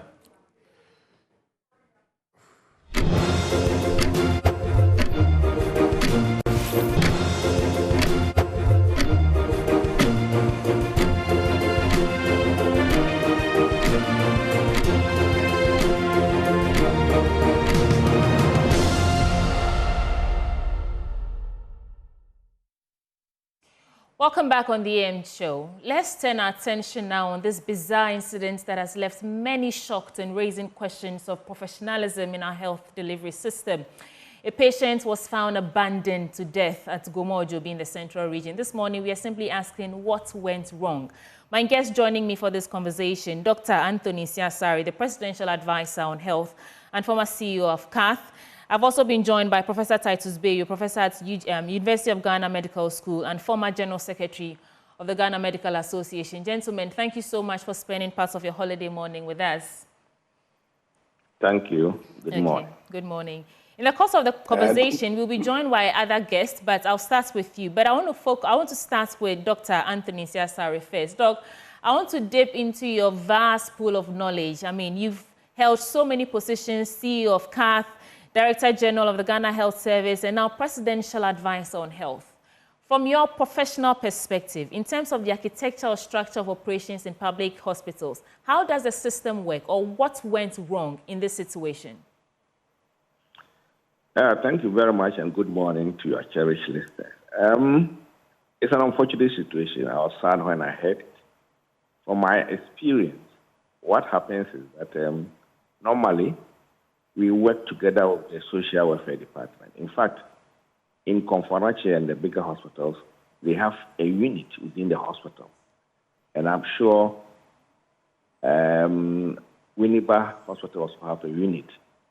If we had a unit where we have some social welfare workers which were seconded to us, and we even had somebody who was employed and trained to lead the unit. So what normally happens, we have somebody who is a pauper or someone who doesn't even know where he's coming from. We hand over that patient to the social welfare unit, and they will start working with the patient and with the nurses and the doctors in the unit or the department or directorate, as we used to have it in Kokwanachi, to make sure that the patient is followed up. And then we get in touch with the village or the town that the patient comes from. We try to get in touch with the assemblyman, the chief, and the people in that village. And after a lot of interactions with the village head or the town head or the assemblyman, we normally will get the problem sorted out and find the relatives in that village or town. And we continue looking after the patient for free. Because for free, you said? Also, Doc, did you say for Yes. free? Okay. Yes, because if it's a pauper, he doesn't know anybody and the relatives are not coming forward. You have to treat the patient, and that is supposed to be the case. It's not everybody who comes to hospital who can pay. So we have what we call a paupers list, or what the management have to do is to keep good records of that patient so that you can explain, because auditors also will come and ask later on why this patient maybe has not paid. Because if you look after a patient, it's either the patient has a health insurance, if what is being treated for is fully covered by health insurance, or the patient pays, or if the patient doesn't pay, somebody pays. So you, as the head of the hospital, keeps the records and then lists it as a pauper, and that is what we normally do. So when the patient is discharged, we then find a means to take the patient to the appropriate location, hand over the patient to either the relatives or to the assemblyman or to the chiefs. I have an occasion in Kwamache where we have to take the patient directly to the chief, ask that the patient should be brought to him. And when we took the patient there, he asked the social welfare unit to wait. And the chief managed to collect donations from all the people who were gathered there to come and pay the bills. But we asked that he should keep the money for the upkeep of the patient. And the chiefs continued to bring the patient to the hospital until the patient was declared fit and discharged. So that is what is supposed to happen in every hospital. But I'm happy that the Ghana Health Service has now set up a committee, high-powered committee, chaired by the Deputy Director General of Ghana Health Service, to look into this case. And I'm waiting, and all of us should wait patiently for the outcome so that we know what actually happened there, so that we set the systems proper. I take it as a systems failure. And when the system is put in place, I believe that that is what every Ghana Health Service institution will then follow. Because there is a system there, that's as I've explained to you. But sometimes systems fail, and that's exactly what happened in this situation. Very unfortunate, right? Especially the death of that unfortunate patient. And I think when the system is set up after the committee meets and find out the causes and everything, we will not have this situation again in this country. And Doc, from the system that you just outlined, if, the family of the patient is absent, you can go to the chiefs, like you mentioned that there was a situation like that. In this case, under what circumstances could a patient be completely abandoned like that? What in your vast experience do you think would explain why this woman was left abandoned in her state the way that we have seen, which subsequently led to her demise? What could have accounted for that? I cannot tell, but I suspect that maybe he has a mental derangement. It may be the cause. Because he had an accident, from what I've heard, a few things that I've heard about the patient. I think a vehicle knocked the patient down and ran away or something of the sort. So if the person is mentally unstable, is that reason enough for them to remove the person from the hospital premises of the hospital, like we have seen? No. When the patient is mentally deranged and then he has an accident and he's managed and he's out of the danger, the appropriate place is to send the patient to a psychiatric hospital. That is fair. Secondly, I believe that the patient was managed because I saw two POP on the two legs. Yeah. And what actually maybe went wrong, that they should have done an in-depth investigation to find exactly where the patient comes from, if the patient maybe have to be sent home. And luckily, we have assemblymen who are very up and doing. So the social welfare department in the district should have been working closely together with the social welfare unit in the hospital, so that they find where the patient actually comes from before the patient is discharged home or discharged and handed over to the assemblyman or to the unit committee or to the chief. That, to me, should have been the proper thing to have happened. All right. Doc, please hold for me. Let me go to Professor Titus Bayu, and I'll circle back to you. Prof, thanks for staying with us. You've joined the conversation from the start. First of all, how does this whole situation make you feel? What is your assessment of the situation? And then we'll get into your professional perspective of what went wrong and how it was fixed. But first, how does this make you feel? Good morning, and let me say a very good morning to my senior colleague, Dr. Nsiasari, and Ebaka Desala to all our Muslim brothers and sisters. I think it's a very, very, very sad situation, very worrying, and it should not happen. And I should agree with my senior that this is a serious failure of the system. It should not happen to anybody. I can confirm the system that he has narrated. A similar thing happens in almost every hospital. But to have the patient left unattended to at that point, there is a serious break in communication somewhere or a systemic failure of the linkage with the community. From what I have learned so far, it looks like the hospital care was good, but that transition from hospital care to the community is where a major, major, major error would have occurred, which is unacceptable.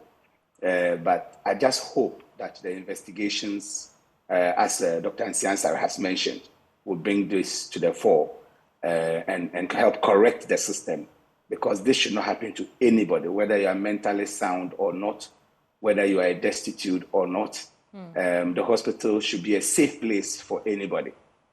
And if you are moving from hospital to the community, there should be a continuum of care. And it's the reason why we have the social welfare services attached to the hospital. So for something like this to happen through the three institutions, i.e. the hospital, the ambulance system, which I think is associated with the hospital that led the patient there, and the social welfare services need to do some thorough explaining for us to know exactly what happened.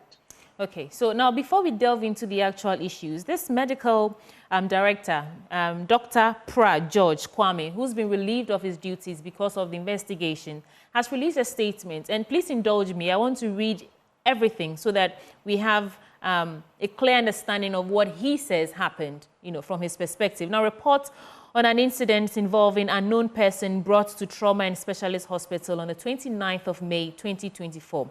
On the above-mentioned date, the National Ambulance Service called the social welfare officer at the hospital to inquire as to whether the hospital was ready to accept an unknown knocked-down person by a hit-and-run driver, and the response was in the affirmative, which means, yes, they said they were ready to receive the person.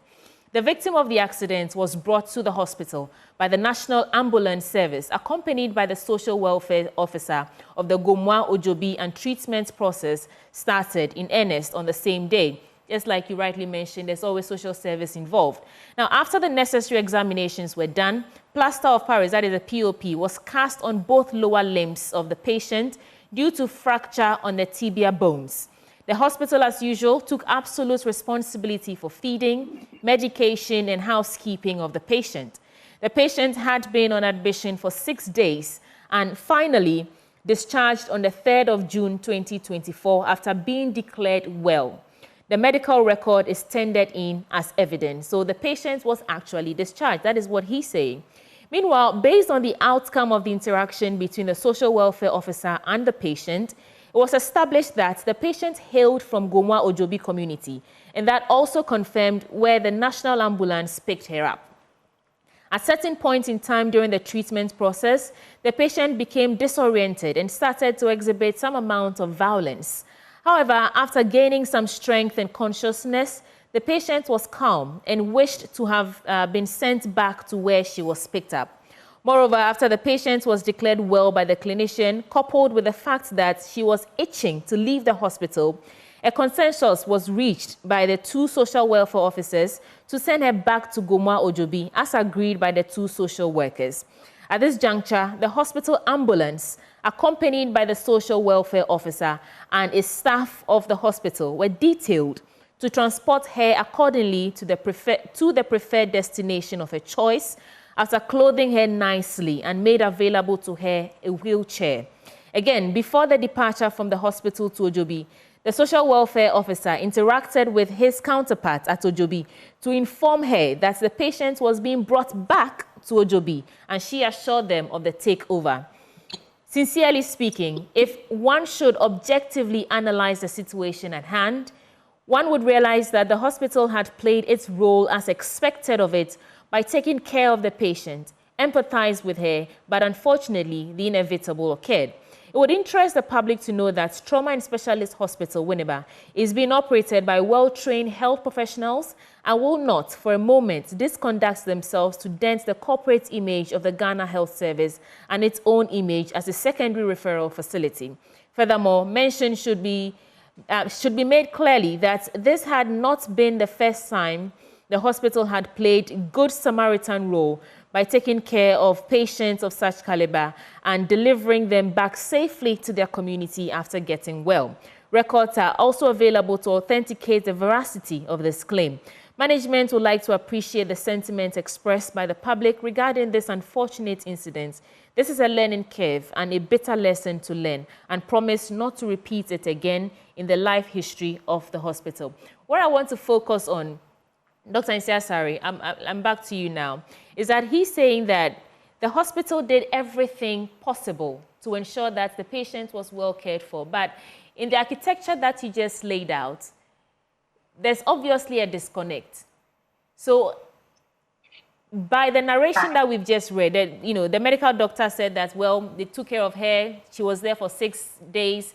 She started showing violent behavior. Social welfare, Ghana ambulance service accompanied her. She actually requested to go back to her community where she was picked up from.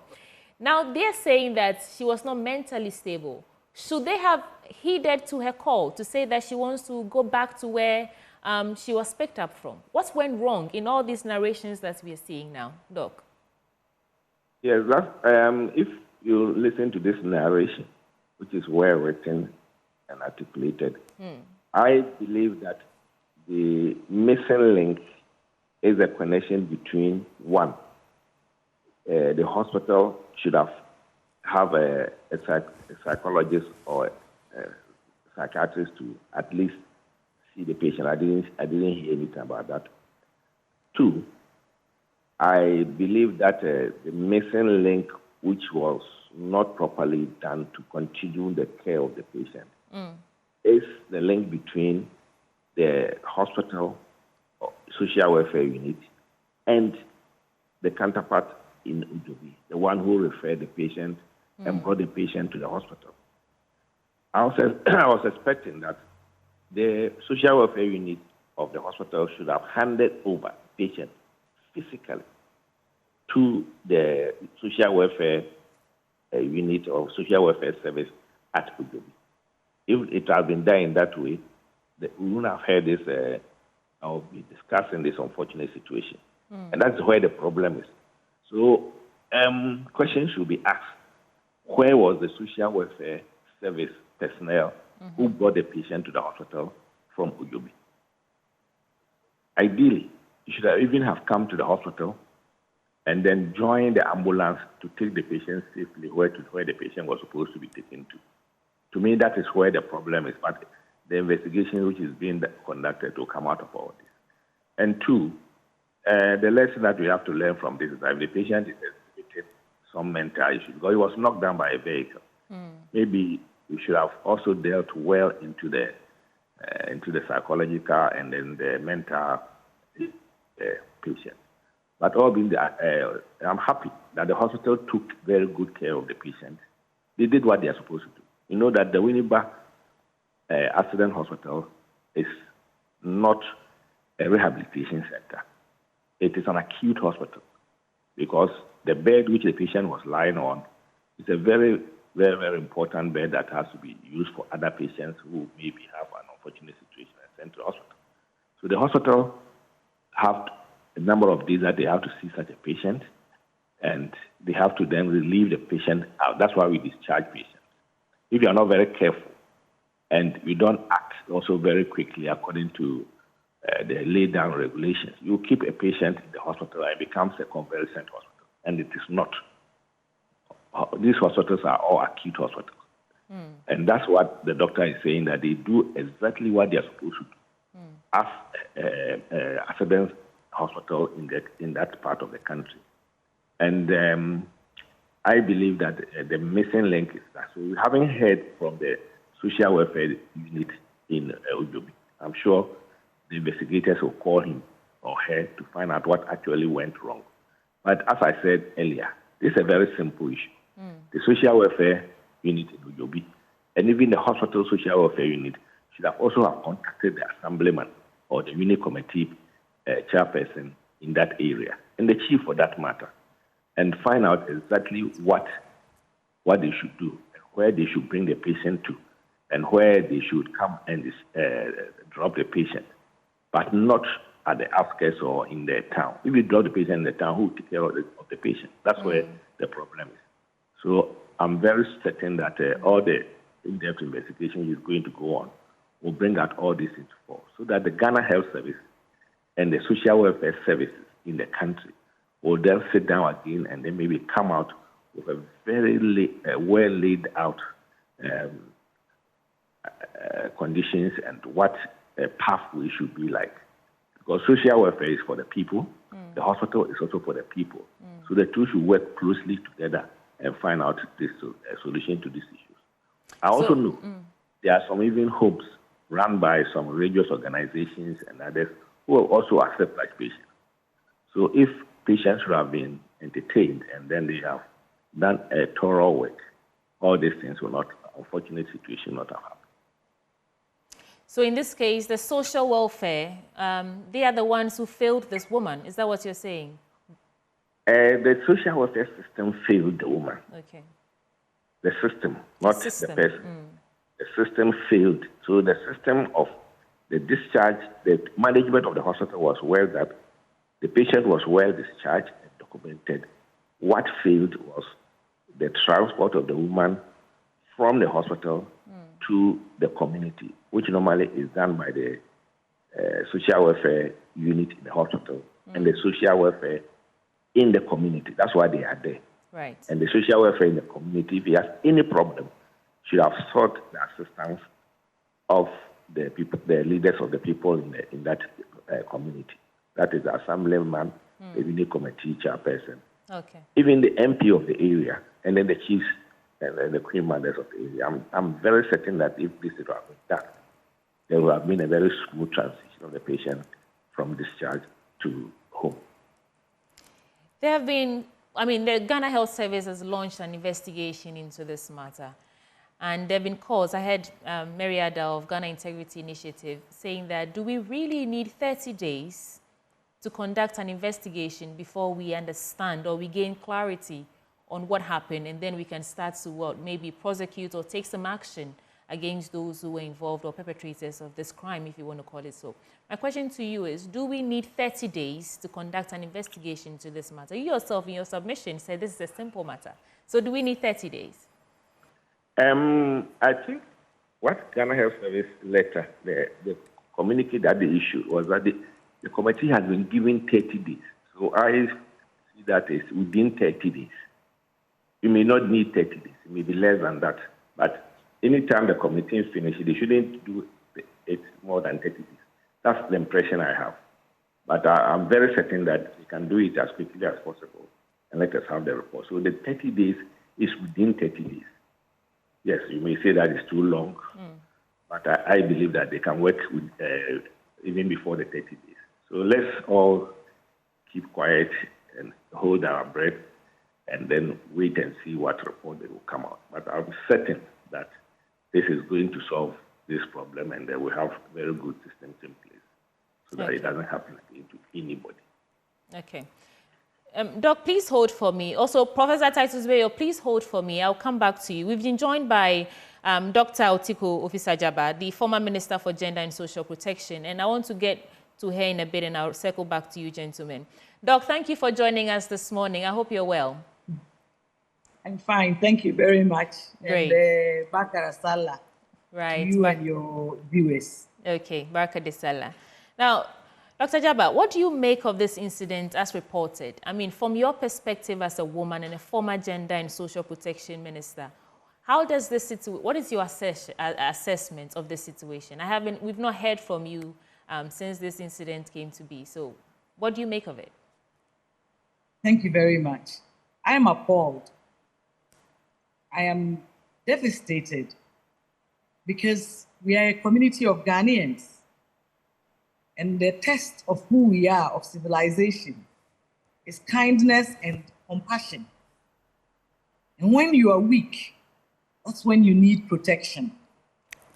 When you're not well, that's when the hospitals come in. And so when this woman who has been involved in an accident is sent to a hospital, whatever the grade of the hospital is, and she's thrown out, abandoned in the bush, it's not about who is to blame. The system has failed. The hospital has failed. The community has failed. The social welfare has failed. All of us as a nation must bow our heads down in shame. We have lost a human being. She has died out of unkindness, out of wickedness. It was unnecessary. Where you have a problem and you go to the hospital and they can't identify you, the system has put in place where the social welfare and even the police can come together and investigate and find out where you come from. And so if they were able to find out that she came from this community, Ojobi, why go and leave her in the bush? Are there no people in Ojobi? And the people in Ojobi, when they found her in the bush, why did they leave her in the bush? Why didn't the chief or the assemblyman, these observers, take her into a home or back to the hospital? This is a serious failure. We should all bow our heads down in shame. I don't buy what the director is saying. He's trying to remove the blame from the hospital. But the hospital had no business abandoning her in the first place, because there's a system in place at all hospitals. And we have philanthropists where they are able to mobilize and get the social welfare to find people who can help. We've heard about it and read about it in the news of people who are not able to pay, and then the social welfare together with the hospital are able to find philanthropists to sort things out. So if you've taken care of her for 6 weeks, does that mean she should be abandoned 6 days, and allowed to die as if she's an animal?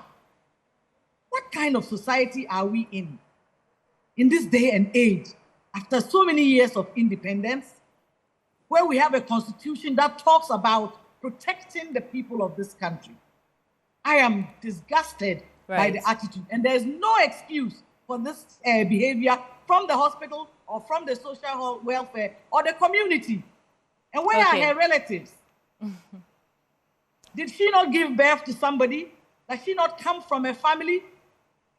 And even if she didn't, and if the people in that community don't know her, and she's left in the bush, seriously, somebody, these young men watching, the woman who puts the cloth on her, should not have left her in the bush. So for the days that she was there, what was she eating? All right. What was she drinking? Dr. Atiko Jaba. This is terrible. Right.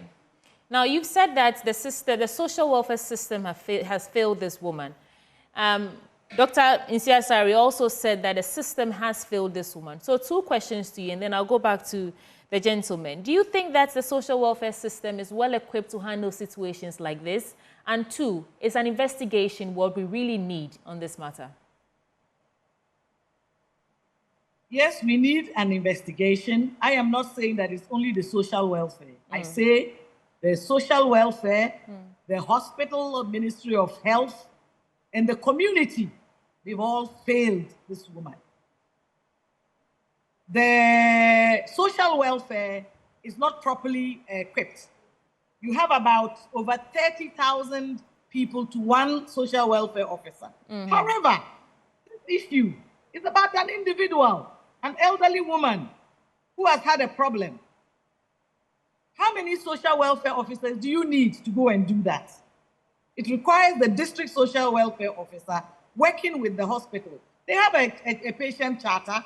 They have ways that they work around with. And they should have been more serious. Instead of taking her out and leaving her, abandoning her in the bush. That is my problem.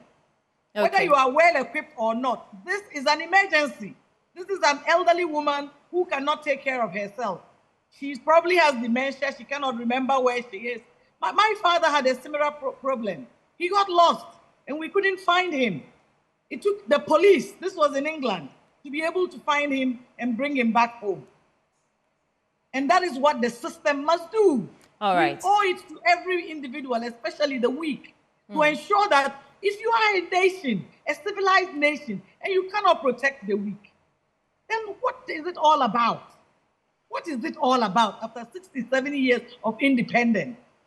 A woman dies like this. It's barbaric. It's a disgrace. Doc, please hold for me. Let me go back to Professor Titus Bayo. Prof, I think, would you agree with me that the silence from the Ghana Medical Association on this issue is loud? We haven't heard anything from them. I mean, granted that the Ghana Health Service has launched an investigation into the matter, but the Ghana Medical Association, this falls right in their purview. They haven't said anything. Would you say that the silence is too loud? I would agree with you on that statement. I think that the organization that I formerly worked for as its general secretary could or should have made a statement. The statement coming from the medical superintendent, he's a member of the association. I am hopeful, by the way our systems work, that by now they have made contact with him to get some briefing and know exactly what it is, and maybe to have come up with a statement. But to further say that I think that it's an entire systemic failure, and I agree with the former gender minister in a way. Because you see, the pathway Dr. Nsiansari described is practice. And in this day of social media, we have an additional arm in this pathway, which is that, and it's not uncommon for you to see even dead people. Someone is dead in the hospital and they do not know the relatives. They will put out their name and an image on social media trying to locate the relatives. This was not explored. Now, and I can't absolve the hospital of blame, not at all, because care must be continuous. And we always emphasize on continuum of care in our training of medical students. So if you are discharging someone from the hospital into the community, and we said that the patient is itching to be discharged. In fact, the statement leaves so many questions than answers. If you say the patient was itching to be discharged, what was the mental state of this patient? You yourself admit that this patient was aggressive, showing some confusion. Could it be that the patient had a mental issue, a pre-existing mental issue, the reason why she was knocked down? Is it that her injuries now has predisposed her to some hypoxia of the brain, and anybody in that state will exhibit confusion and delirium? Is that the situation, which could mean that her condition is getting worse? And so you don't focus only on the broken bones. So there are so many questions. Now, this lady was sent by an ambulance, accompanied by some people, according to this letter. When you got there as a trained professional, who were you handing the patient over to? When ambulance drivers bring patients to the hospital, they insist on getting a bed for the patient, even before they move to your hospital. When they get there, they insist that you take over the patient onto a hospital bed so they can send their stretcher away. So when they were dropping off this patient, who were they handing the patient over to? So was there not an option to have gone back if you get there and maybe the communication between the two social welfare people had failed? You got there, you were going to leave a patient, you get there, you cannot see the other social welfare person, or you see the person, but you cannot see a family, you cannot see anybody, someone on wheelchair with both legs cast. Is it sound to leave that patient by the roadside or in the bush? Is that where we hand over a patient to?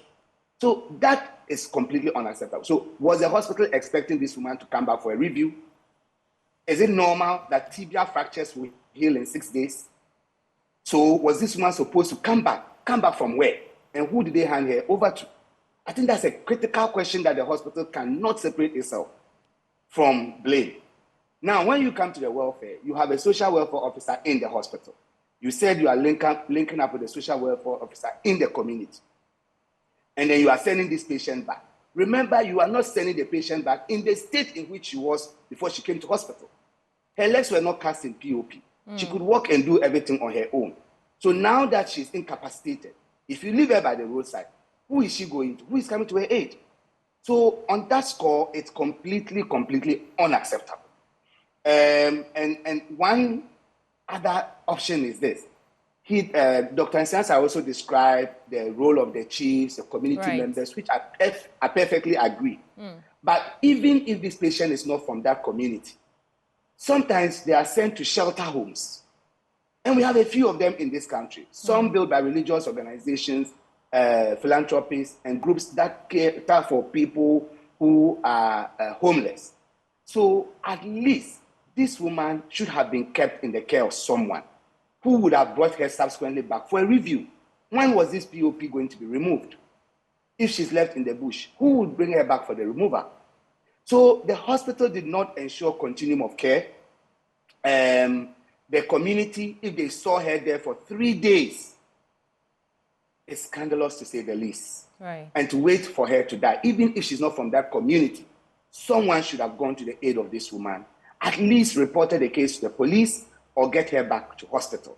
So if you go there and you don't identify who she is, it's not a reason to abandon the woman. Could anybody there have reported to the assemblyman, to the chief, or anybody? And people are very quick to put things on social media. How come this never came up till the woman died? It's very unfortunate. Well, it was on social media actually, Prof. There was a lot of records on social media. Prior to the woman dying? Or after she died? I actually saw it on social media, I think 2 days after it was reported on someone's Instagram that they had seen this, and so there were calls. I saw a lot of people saying, who did this? Who left the person there? And then next thing we know, she had died. So yes, it was actually on social media, which is why I asked about the silence of the GMA, because, so let me just ask the question. What do you make out of, what is there to infer from their silence? Is it about protecting the association? Is it about waiting to see what the investigations come up with before they say something? Why are they not speaking up?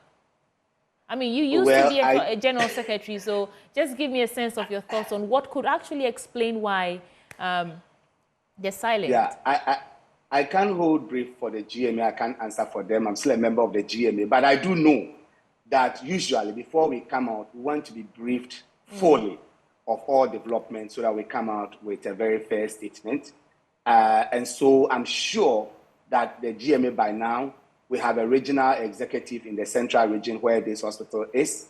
So the regional or divisional chairman, as we call, and the executives would have reached out to the hospital by now and should have been able to put some information together, enough for the association to come out. Definitely not for protection of individuals. The GMA does not condone unethical practices, and we caution our members always. But as you will notice, this does not involve only our member. Right. But the GMA is a mouthpiece for the entire health sector as well. And we advocate for the health of every single Ghanaian. And therefore, I think that maybe the delay might be because they haven't been adequately briefed. But for all this while, as I said, I cannot explain further. Right. What I will say is that while this is going on, and the 30-day investigation period, I'm hoping that they will expedite action so that we get to the bottom of it before these 30 days. Because it simply means that this can happen to another human being somewhere within this 30-day period. It could be me. It could be you. It could be any of us on this platform. If I'm found in a village somewhere unconscious and no one knows me there, what is going to happen to me? Right. As a trainer of doctors, I always tell my medical students, when I train a doctor, I'm training the doctor because I think every doctor practicing in Ghana must be competent to take care of every patient. When you are unconscious, you cannot check who is taking care of you. You cannot ask, where did you train? You cannot ask, what is your qualification? So when you are at your lowest low, that is when you expect the system to save you. All right. So the entire system has failed this patient. And it's scandalous on our practice. It's scandalous on the nation. It's a scar on the conscience of this nation. In fact, I was in my village and I didn't hear this information early. The first person to give me this information was from the Netherlands. And the person just called me to say, do you see the reason why I said I don't want to live in Ghana? This is a Ghanaian. And I said, what's the problem? He said, how could a patient be abandoned in the bush to die? I said, it's not true. Send me the link. The person sent me the information. When I started reading it, I was like, this can't be true. I was in a state of denial until I saw a report from the medical superintendent. So this is completely unacceptable. All of us must bow our head in shame and make sure the next person doesn't suffer this, because death is so final. All that we will do now can never bring this patient back. Perhaps we may prevent another person from dying, and this is what we must do as a nation. This could happen, I mean, the course of this 30-day investigation, this can happen to me, it can happen to you, it can happen to anyone. And Dr. Tiku was just saying how she's, you know, really angered by the whole thing, because this is someone who's weak. And in your time of weakness, that's when community or the country you live in should look after you. So the question is, beyond the investigation, Dr. Nsiasare, what shall we expect, or what can we do to ensure that this is not a repeated action? We don't see another occurrence of this in the future, beyond the 30-day investigation. I think beyond the 30 days investigation, we, as a country, and I've already spoken to the management of Ghana Health Service, and even the teaching hospitals should all come together, especially the management of these hospitals. And we follow the patient charter to the letter. We should also have some training for every health management team to know what the responsibilities are. And I believe that this has brought forth what we lack as a nation in the continuum of care of all our patients. What I was thinking about is that even if the patient has a mental derangement, Uniba Hospital is not too far from Ankara.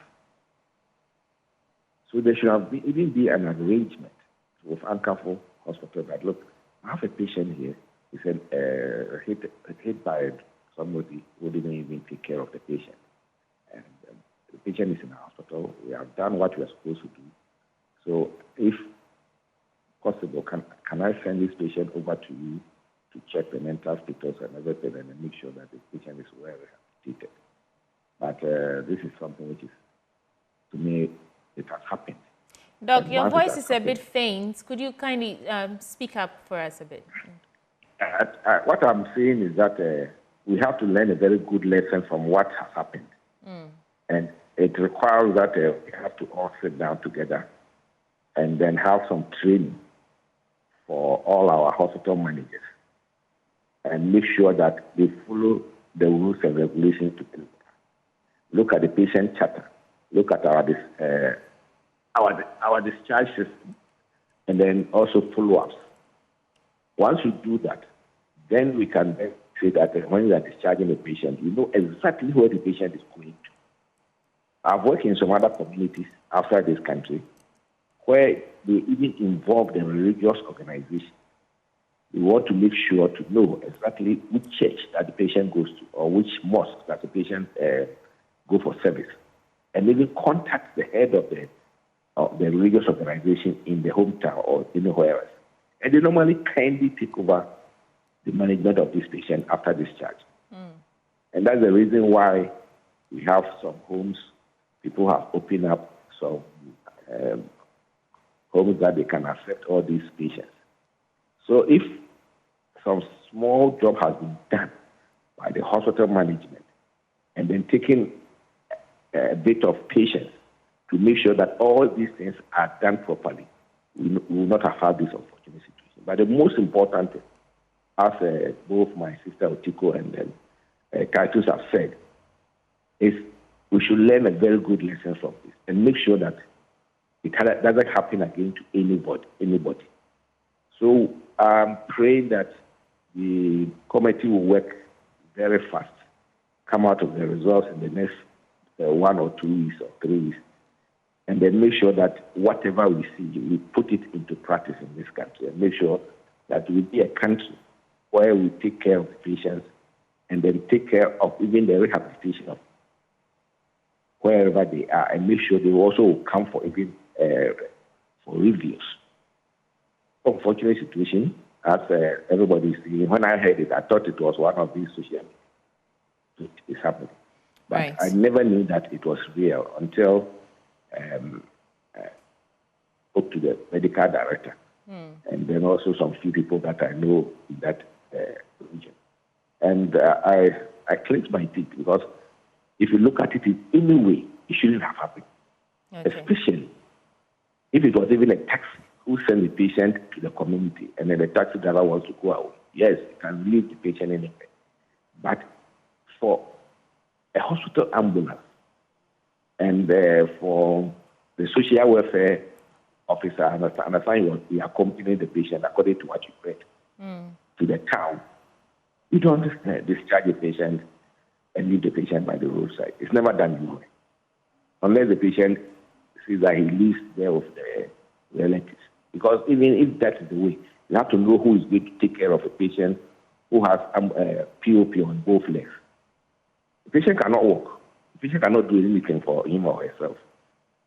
So if you look at it in any way, it wasn't right. But I'm praying that this thing doesn't happen again. And we learn very good lessons from whatever has happened. And the committee will have to come out with a very pragmatic solution to these issues. And I'm sure, I've seen the people who are on the committee, and they will do a very good job. So we shall all have patience to continue to follow up whatever is happening. And we hope that we will not end up in this situation again. I believe that the GMA, as you rightly said, they will come out. I think they do, because we normally come out for all these situations. We'll be speaking to the GMA president, and I'm sure very soon they will also come out with what they think. But we all agree, and they also agree that this is a very unfortunate situation. It didn't go very well, and I'm hoping that the social welfare department services will also set up and make sure that they work closely with the other colleagues in all hospitals to make sure that this thing doesn't happen again to anybody. Okay.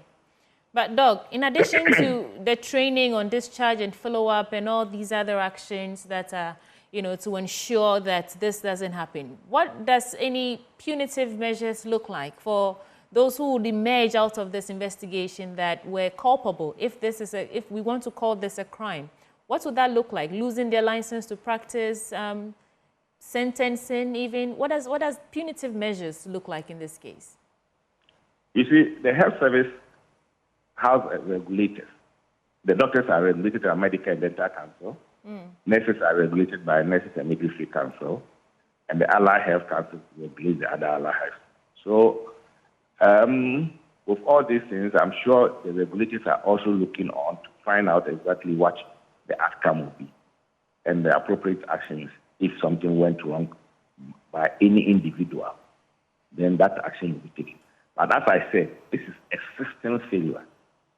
So when I said a system failure, you cannot apportion the blame to an individual. It's the whole system. The whole system of discharge and follow-up has failed. All right.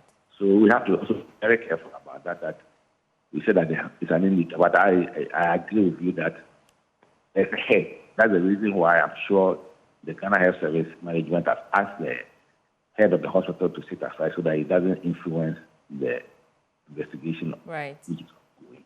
But the regulators are there. They are key. I'm sure they are watching. I've been a regulator before. I was a member of the Medical Council before. And we know how to deal with these situations. When there's Thank you, Dr. Insiasari. Let me come back to Dr. Otiko Jaba now. I mean, Dr. Insiasari is saying that training on discharge and follow-up and some other measures to ensure that we don't, see these issues coming up again. But what I want to find out from you is what should be done to enhance the effectiveness of our social welfare system to avoid such occurrences from happening? Thank you very much. I agree with Dr. Nsia that indeed we need more training, not only for social welfare, but also for hospital administrators. Being a doctor doesn't mean that you know how to handle administration. And so it's important that the whole medical system is retrained. I would ask that the association should put some funds into that, and the Ghana Health Service as well. The social welfare itself, apart from the training, also needs resources in terms of vehicles and laptops and what have you. And their involvement, because every hospital has a social welfare officer at the hospital. How they involve them is also very, very critical to ensure that this never happens again. The act that has occurred is highly irresponsible. And if you look at the Hippocratic Act, the oath that they swear, it talks about sympathy. So where was the sympathy of these people? We don't go to the hospital as if it's a beach. You go there because you are in need, you are ill, or a loved one or a friend or somebody is not well. And so it's incumbent on the system to protect everybody who goes there who is not well. And if you're not well trained, not necessarily in medicine, but in how to handle them. Okay. In Bekwaya, the Ministry of Gender has a destitute infirmary. I don't know if there are other infirmaries in every region, but I know of the Bekwaya one. And it's important that it is also better resourced, because when I was a minister, it was in a very poor state. There is the need for every region to have a destitute infirmary or to have an old people's home. And also the sensitization amongst our people that we are each other's keeper.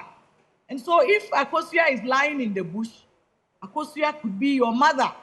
I told you I have a personal interest in this because it happened to my father. If the police had not persevered and found us and found my father and brought him home, anything could have happened to him. And so in old age, we are very vulnerable. And all of us, including you, the media, including doctor, and everybody else, myself, we are getting to that age. We are already there, where we are very, very vulnerable, and we need the system to be up and going. There is no excuse for what has happened. And the 30 days is too long. The suspension of the hospital administrator is in the right direction. We must see that justice is being done for this woman. Her relatives, where are they? The police must investigate and find them. She didn't come from a tree. This woman has lived a life.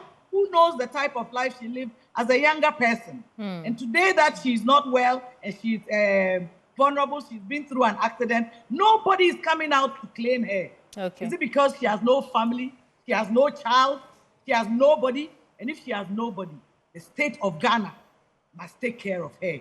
In her death, we are all talking plenty, but this death could have been avoided. And we must avoid it so that it doesn't happen again. And somebody must sue the hospital or the state for this act of negligence. In other dispensations, this would have happened. It's a huge loss to the nation. You know this woman's contributions to Mother Ghana. Okay. We must ensure that the hospital is working as it should. And GHS should not use bureaucracy. This issue about needing a bed for somebody else. Is she not also somebody else? Is she not a human being? If you need the bed and she cannot pay, do you leave her in the bush? That is an injustice, it's cruelty, it's against all human ethics. And it is against our society, who we are as Ghanaians. We cannot continue to allow this rubbish to go on. As somebody says, this nonsense must stop. Okay, thank you. All right. Thank you so much. Let me come back to Professor Titus Bayo.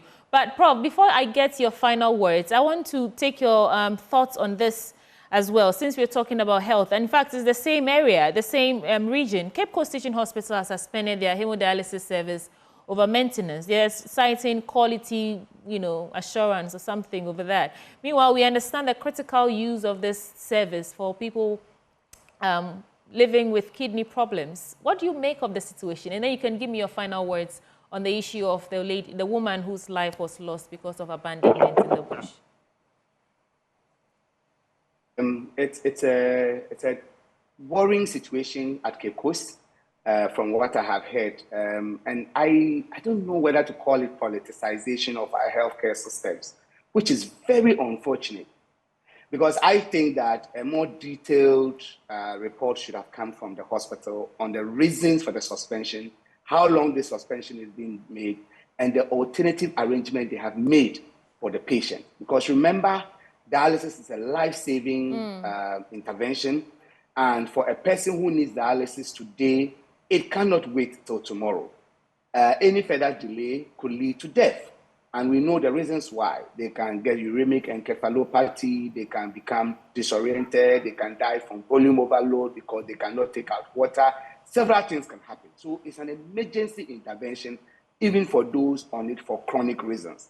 And for that reason, I think the hospital should have come up with a more detailed explanation than what I am reading. What is happening? Is it an outbreak of an infection? Is there a problem there? What exactly is the issue? And this is not politics. This is about help. Anybody else could be there. So tell us what has happened. Tell us what you are doing about it. Tell us how long you expect this to be out and what contingency arrangement you've put in place. Because remember, not everybody going through this dialysis problem in Cape Coast has the capacity, for instance, to come to Accra or to go to the private sectors and other places for dialysis. So do they make contacts to the neighboring government dialysis facilities for help? Is there an arrangement in place to use ambulance to take these patients to the nearby region? From Cape Coast, you could come to Accra, you could go to Takrady. These facilities have dialysis services. If the hospital cares about the people, the hospital should take care of the cost of this movement of the regular patients they have on dialysis to the other centers so that they can take care, they can have their dialysis. If not, you will end up solving your problem. And we have lost their lives. And I keep saying death is so final that when it happens, there's no remedial cause. Anything we do is for the next generation, not for that particular person. So that is my submission on that issue. Right. The hospital needs to come out proper and not only tell us why they are breaking for whatever maintenance they are doing, but what are the contingency measures, knowing that for any of those people, they have a register of those who have dialysis there. Shutting your doors, are you thinking about what is happening to them in their communities? So if you reopen in a week, half of the patients are dead. Do you care? So I think some arrangement should be made, even if it is with private facilities. The government policy on dialysis that they have come in, they must quickly make arrangement with these facilities such that there is no disruption of care, because for these people, it's a matter of life and death. Right. On the woman's situation, I would say that I would blame all of us for what has happened, but I want to plead with the media. Everybody in Ghana is most vulnerable when you need an emergency care and critical care in this country. This is something I've made a lot of noise about, but we seem not to be paying attention to it. A 72-year-old man, or I don't remember the age well, died from lack of bed, no bed syndrome. It was noise. I'm yet to hear any media house go back to test the system to see. Send in some mystery shoppers, report at an odd hour in some hospitals, and see what the situation currently is. Sometimes at the weekend, I am inundated by calls from people trying to find an ICU bed from hospital to hospital. People going to emergency and told no bed, and they are waiting somewhere. So these things is still happening. Yet, once nobody has died, we've gone to sleep. Until someone else dies, then it becomes news, and then we all come up. I'm saying this in relation to this woman's situation because this very thing that we are seeing as very despicable, condemnable, should never have happened. May happen to someone else, and indeed may have been happening to other people, just that it's not reported. So I am pleading with the media not to go silent on this in about 2-3 weeks. We should follow this to the end, get the final report, know what has happened, and at the end, from time to time, check the system readiness. If someone has a similar thing, what is going to happen to the person? I think this is very, very important. You also asked about the punitive action. They can run from administrative, where people may be relieved of management positions. So the system that is going through the investigation now, the Ghana Health Service, can take administrative actions on people that work within its facility, from suspension, from dismissal, from relieving of posts, and all of that. When it comes to the issue of licenses, like Dr. Nsiansari mentioned, it has to be with the regulatory bodies. This investigative body currently can make reference to the various investigative bodies, various regulatory bodies, i.e. the Medical and Dental Council, the Allied Health Council, the Nursing and Midwifery Council. to take actions on these. And if they even suspect criminality, report can subsequently be made to the police. But remember, the focus is not just to punish people. How can we make sure that this does not happen to the next patient? Right. If someone is found unconscious somewhere. My last take on it will be to the ordinary Ghanaian. Please, taking your picture and putting it on social media does not solve the situation. And that is a new worrying trend I am seeing. Somebody collapses, the first thing people pull out their phone, take pictures, and they are sharing. Whether to get more likes, I'm not sure. You see an accident scene, and instead of rushing to save people, then the first thing is people are filming it, and no one is actually caring. While your filming may draw attention to this matter, there are immediate actions we can all take as a society. When we find someone helpless, just remember it could be you or your relative or your friend. So what is the most logical step you can take in any situation? Right. Is it just filming it? I don't think so. All of us should think about this. Thank you. Thank you, Professor Titus Bayo. Now, Dr. Anthony Siasari, your final words. But since I have you here, I'd like to get what your appreciation of this suspension of the Cape Coast dialysis service over maintenance work is. And then you can give me your final take on the issue about the woman who's lost her life due to abandonment. Yeah, thank you very much. Yes, the Cape Coast Chief Executive spoke to me, I think about 3 or 4 days ago, that they were doing some checks on their machine. And I thought, I haven't heard from him again, I thought it has been sorted out because he was talking about carbonate and all these things, because they were getting patients who, after dialysis, started running fever of rivals and the rest, which is in order. I mean, if the system you are using is bringing out some adverse reactions, you have to stop and check and see what it is. But I thought it had been sorted out. I will find out exactly what the situation is. But as Titus said, if that's the case, you should have a way of also connecting to Takoradi. I know has some dialysis machines, Accra has some dialysis machines, so that acute patients can be taken care of and the chronic patients can also be redistributed to continue their dialysis whilst they put their systems in place. So that, I'm sure, the number of people who are going there for chronic cases who are going there for dialysis, maybe they have discussed with them. Maybe that's the reason. I'm not going to do for them. But after this discussion, I'll find out what the situation is, if they haven't sorted it out, when are they going to sort it out. So that's the situation. Okay. But as a country, we will come out with a very comprehensive way of solving these chronic disease issues once for all, so that it's not only about dialysis, but it's also about other ways of making sure that chronic kidney diseases are prevented, early detected, and managed, so that they don't end up even in dialysis. And then we get some dialysis machines across the country so that nobody moves from one region to the other region or district to another district. And also make sure that we have the end treatment of all chronic kidney diseases like transplantation, kidney transplantation. Now, if once you want to do that, you have to get a law for tissue and organ donation and transplantation, which the Ministry of Health has a document that they are working on to go to Attorney General Department, Cabinet, and then Parliament to pass the law. So that's what I would say about the dialysis. But for this unfortunate situation, as I said, we are all holding our breath and making sure that the investigation body will come out with definitive solutions to this problem.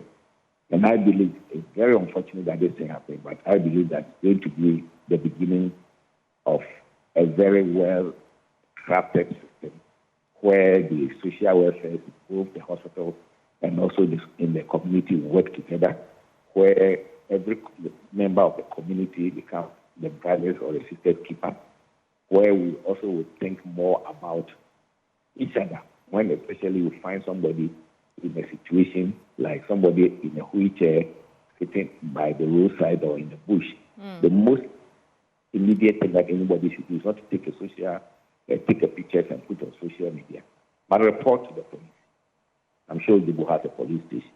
So the patient will be quickly picked, and the investigation will start quickly. And patient placed in the nearest hospital or health facility, so that the patient doesn't lose his or her life, as we have seen in this situation. All right. So I'm certain, and we'll be following up to make sure that the committee works very fast, so that they come out with the solutions that we all need. And it's very unfortunate, but we believe that the system will have to be put well in place. People trained, not only the hospital management staff, also even the community, that we gather together, the assemblymen and then also the chiefs, and talk to them what they are supposed to do in most of the situations. Because hitherto, people take people and put in their hopes and take care of them when they don't know where they are coming from, until they are well and can become meaningful to the society. So I would say that it's a very unfortunate situation. Hope it doesn't happen again. And I'm very certain, I've worked in Ghana Health Service before, that anybody who is found culpable will also be taken through the system and make sure that administrative issues are all sorted out accordingly. Thank you so much, Dr. Anthony Siasari. Now, Dr. Otiko Jaba, bring us home in about 30 seconds to 1 minute. What I want to say is that the greatness of a nation can be judged or measured by how it treats its weakest members. And the weakest members are the children, the women, the persons with disability, and the elderly. If we are to say that we are a civilized nation, then it is incumbent on us to be a society that is kind and compassionate. We must ensure that in our communities, we are handling each other as brothers and sisters. With the hospital, there must be peer review, constant monitoring, and the auditing of the activities of medical professionals. Like I said, the hospital is not a beach. It's not for entertainment. It's for pain and getting solutions. And so hospital and medical officers must also remember their oath and their contract to the people, that they must treat us out of kindness and compassion, because when you are ill, you are most vulnerable. And never again must this happen. It should not be a 9-day wonder that we'll talk about it. This investigation must even be made public on television for us to see. And it must be done in 7 days, not in 30 days. A woman has lost her life. A woman has lost her life. A mother, a contributor of this great nation. It is negligence, it is irresponsibility, and it is unacceptable. It is barbaric. And we as a nation must stop talking and take action. When you see people like the doctor said, Bayo, you don't go taking pictures. Why didn't somebody give her food? After giving her the cloth, she can't walk. How is she supposed to get food or water for herself? And she lies there for days and dies like an animal. We should all bow down our heads in shame. Being strong means that you are able to take care of the weak. Right. Because let's learn to be kind and compassionate in this country and be humane. And somebody should sue this hospital, and the doctors should all be caned for negligence. Thank you very much.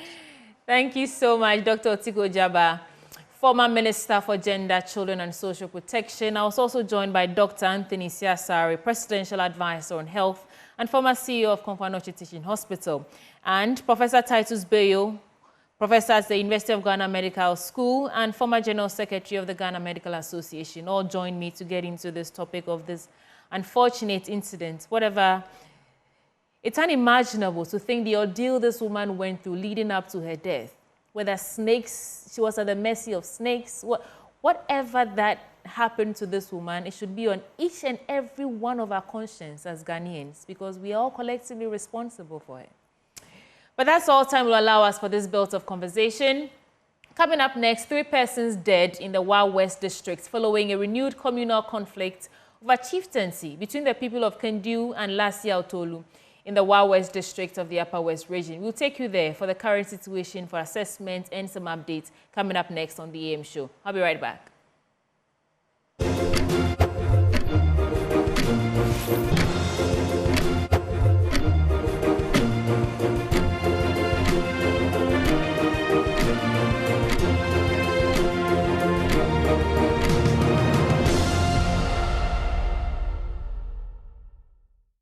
The West Member of Parliament, Superintendent retired Peter Lanchino Tubu, noted that the communal conflict between the people of Lasia, Tuolu, and Kendew that erupted into a violent attack with recorded fatalities on Saturday is unfortunate, to say the least. Superintendent retired Peter Lanchino Tubu calls for truce between the feuding communities. No conflict can be resolved through the use of lethal or non-lethal force. Excessive anger has no place in conflict resolution. Let's allow cool heads to reign. My deepest condolences to the families of the deceased persons. I wish the injured and the wounded a speedy recovery. May this never be repeated anywhere in the West District. We love the peaceful coexistence we've enjoyed over the years. Brothers and sisters, if there is any battle to fight, we should unite to fight against poverty. Let's fight against deprivation. Let's fight against ignorance. And let's fight against underdevelopment. 3 persons are dead and 1 critically injured and receiving treatment at the hospital. He commended the police, military, and other security agencies in the region for a timely response. What the police are doing is contributing to ensuring the safety of citizens and ensuring the stability of the place. As a member of parliament, my role in representing the people is to let the world know that this is a conflict and we are behind the scene working very hard. I think the whole of yesterday we've coordinated. We've collaborated with the Regional Security Council, the District Security Council, and we've gotten men and women in uniform representing the Ghana security sector to ensure that there is peace between the people of Lasia, Tuolu, and Kendew. And I can assure you, all of us will contribute our quota to bringing back the peace that we've enjoyed over the years between these 2 communities. He says they are collaborating with the security agencies to ensure lasting solution to the conflict. There are still apprehensions, there are still suspicions, but so far, calm has returned, an easy calm for that matter. And we know in conflict areas, we say every calm that you see is still the unpredictable calm. You can't predict it from coming, and you can't predict when it goes away. But it is our hope that what I've seen this afternoon be maintained by the men and women in uniform, so that by tomorrow we'll continue to grow from strength to strength. And Kendew and Lasia Tuolu will return to the peaceful state that we found them many years ago. He reiterated that the conflict is between 2 communities and not another community, calling on the media to be circumspect in their reportage. Let me urge you in the media and the general public to be cautious of misinformation regarding this issue. Verify your facts before you publish. I also entreat all to support the return of peace between the feuding parties of Lasia, Tuolu, and Kendew. And let me repeat this for emphasis' sake. The conflict is between 2 communities, Lasia, Tuolu, and Kendew. It is not a conflict between Brifos and Wallace. It is not a conflict between Brifos and Wallace. It is a special, unique conflict between these 2 communities. And I think that when we understand the nuances, we should be able to provide support to find lasting solution to this disturbing conflict. Reporting for Joy News, Rafiq Salam. Wow. Welcome back on the AM show. Like the reports detailed, there's a conflict going on that's resulted in 3 persons losing their lives in the West District following a renewed communal conflict over chieftaincy between 2 communities, that is the Kendew and Lasia Tuolu in the West District of the Upper West region. Now, I've been joined by a member of parliament for that area, Peter Lanchin Tobu, and he's also a member of the Defense and Interior Committee. Thank you for joining us. Mr. Please, do we have Lanchin Tobu online with us? I'm live online, great, please. I'm great, live great. online. Thank you for joining us. Good morning. And Barka You're de welcome. Good Salah morning, to my dear you. sister. Thank you so much. Great. So far, we know that 3 people have lost their lives. Some people have been injured and they are getting medical attention and so forth. But what more can you report on this incident? Thank you very much. Let me say good morning to our cherished viewers. The incident that happened on the 15th of June 2024, a very unfortunate one, of course, has brought a challenge to the security sector within the region. And the response from the security sector has been so apt and timely. What happened, it was just a surprise. And the people of Lasia Tuolu, the people of Kendew, were security conscious enough to report the matter to the security agencies. And the security agencies, within the space of 30 minutes, had responded swiftly to save the situation from escalating. And since then, they've been on the ground. Yesterday, I toured the constituency and toured the conflict area with the regional commander of the Ghana Police Service and the armed forces that have been deployed to ensure peace and security within the conflict zone. And so far, so good. What has happened. But what we are trying to prevent, we are trying the best that we can to de-escalate the conflict, and we are on course.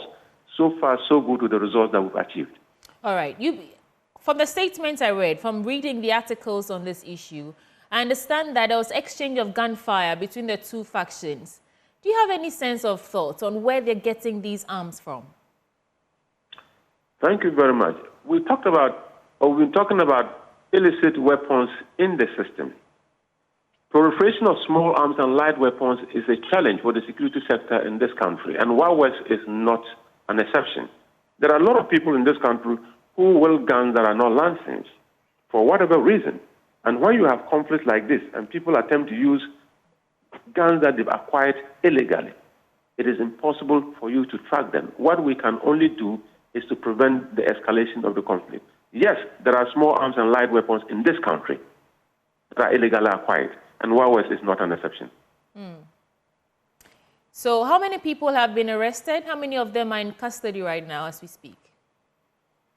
Well, that is strictly a police matter, but what I've been told by the police is that they've gotten about 4 people arrested, I think 2 from each side of the feuding divide. But so far, so good. This morning, I've not spoken to the police yet. I don't know whether they are still in custody, if they've been released. But that is what the police know doing best, and I won't want to interfere with that. We'll allow them to do their work. Okay, and you also, in fact, you commended the security service for their swift response. What about the actual issue that caused this, violence? Any plans to try and mitigate or fix the actual situation that is causing all this violence? Well, the role of the security agencies is just to ensure that they create a conducive environment for peace to return. So whatever is happening now, we are trying as much as possible to ensure that we find a lasting solution to it in this peaceful environment that the police and armed forces have created for us. We are consulting elders of the two communities. We are consulting the chiefs of the two communities. And we are talking about what really the issue is. It's about land ownership. Determining land ownership does not require the use of guns. Determining land ownership does not require violence. There is a process in determining who actually owns land in this country. And I think that when we get there, we'll cross the bridge. But there's a lot of work going on behind the scenes, and I'm very hopeful that very soon the relationship between Lasia, Tuolu, and Kendew will return to normalcy. What about you as the Member of Parliament for Wild West? What are you doing about it so far? Exactly the point I was making. I am facilitating behind the scenes to ensure that we use elders and very influential people within these two communities to facilitate a peace process, returning these two communities to normalcy. So as we speak, there's calm in Wild West? As we speak, there is calm in Wild West. There is calm in Wild West. There is no cause for alarm, but we are not taking anything for granted at all. We are trying to ensure that at least within a week or two, we should bring that part of this consistency to normalcy. All right. Thank you so much, Peter Lanchintobu. But is there anything else, any detail that we've left out that you'd like to add? I only want to re-emphasize the fact that this is a conflict between two communities, an inter-community conflict. It is not a conflict between two tribes. So people who are probably trying to misunderstand what is happening in Wild West, the Wala people and the Brifo people are in a fantastic relationship. If you come to Wa, the regional capital, there are a lot of Brifos who are living here in peace. So what is happening between Kendew and Lasia is strictly a Kendew-Lasia issue, nothing to do with tribe. I'm grateful. Okay, thank you so much. So this is not a tribal issue, it's just two communities feuding over land disputes, as you say. Correct. All right. Thank you so much, Peter Lanchin-Tobu. And he's Member of Parliament for Wa West and member of the Defense and Interior Committee. But there's still more coming your way on the AM show this holiday edition. I did say that it was a cocktail. Before I tell you what's coming up next, I want to wish happy birthday. This message is coming from Mr. Ekpe here from Joy News. Happy birthday to the headmistress of Feteman Senior High School, Eunice Mary Yeboah. May the Lord continue to order your steps as you celebrate your birthday today. This is from your friend, Richard Kojonyako here at Joy News. Thank you so much for staying with me. I'll be right back with more. So coming up next, Joy News embarks on a Safe Water series, and we'll take you to Paolugu in the Upper East region, where some residents depend on streams and dugouts for unclean water. That's what's next on our Belt of Conversation. I'll be right back.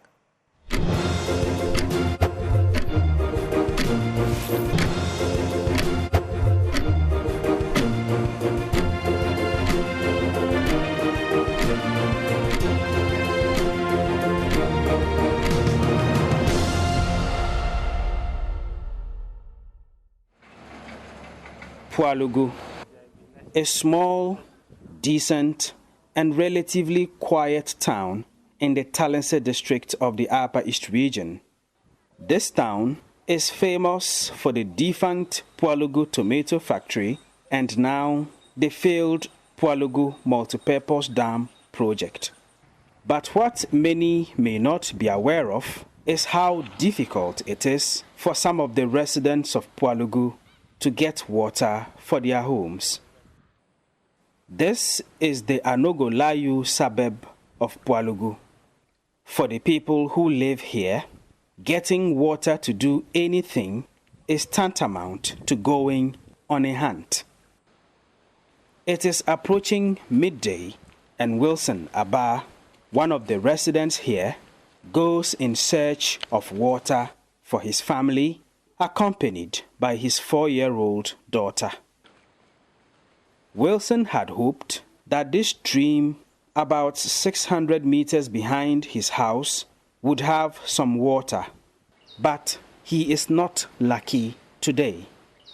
The water that used to be here has dried up because there has been no rain for over 2 weeks. Wilson must go further in his search. Finally, he arrives at another stream a little over a kilometer away from his house. This one contains some stagnant, milky water. Not the kind of water you would imagine humans using, but for the residents in this part of Tuolu, this has become normal for them. We drink it, we use it for cooking, we use it for a lot. If you have nothing to do about the cleanness of the water, all you can see is that it's okay. For Anogolayu area here, I don't think we have a well or borehole. Our source of water we get is mostly around the stream here.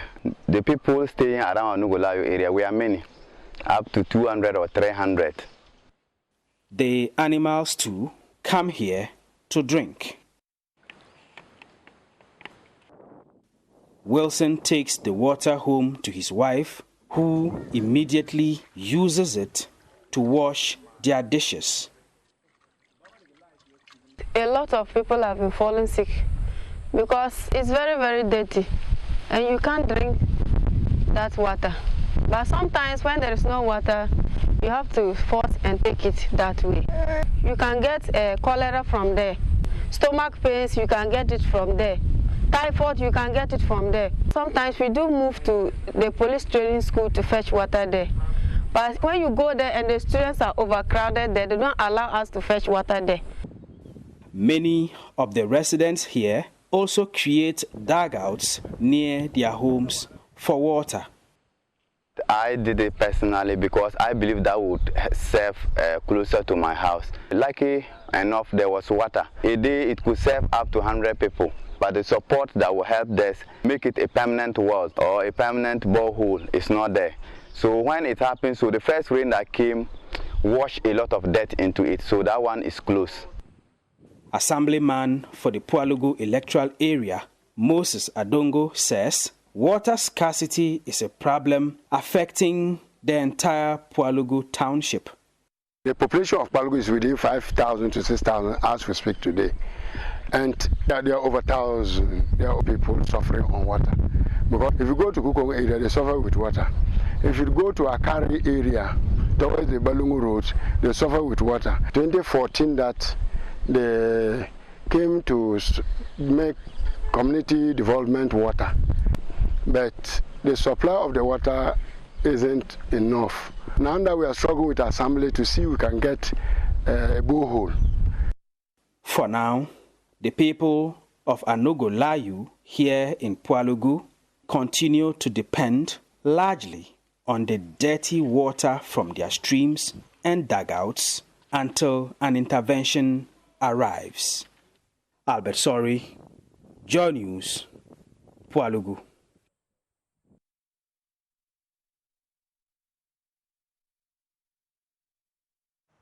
So that's our Safe Water series from Pualugu, and I've been joined by Thomas Doanab, the DCE for the area. Thomas, thank you for joining us. Thomas, if you can hear me, please unmute.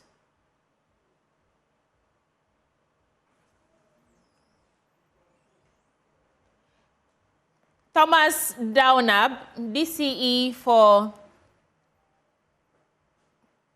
I don't think we have Thomas on the line, but Albert Sori, who is our Upper West Regional Correspondent who brought us the story, is also joining us on Zoom. And so let's engage Albert, and then later on we'll bring in the DCE. Albert, good morning. Barka de Sala to you. Thank you. Good morning.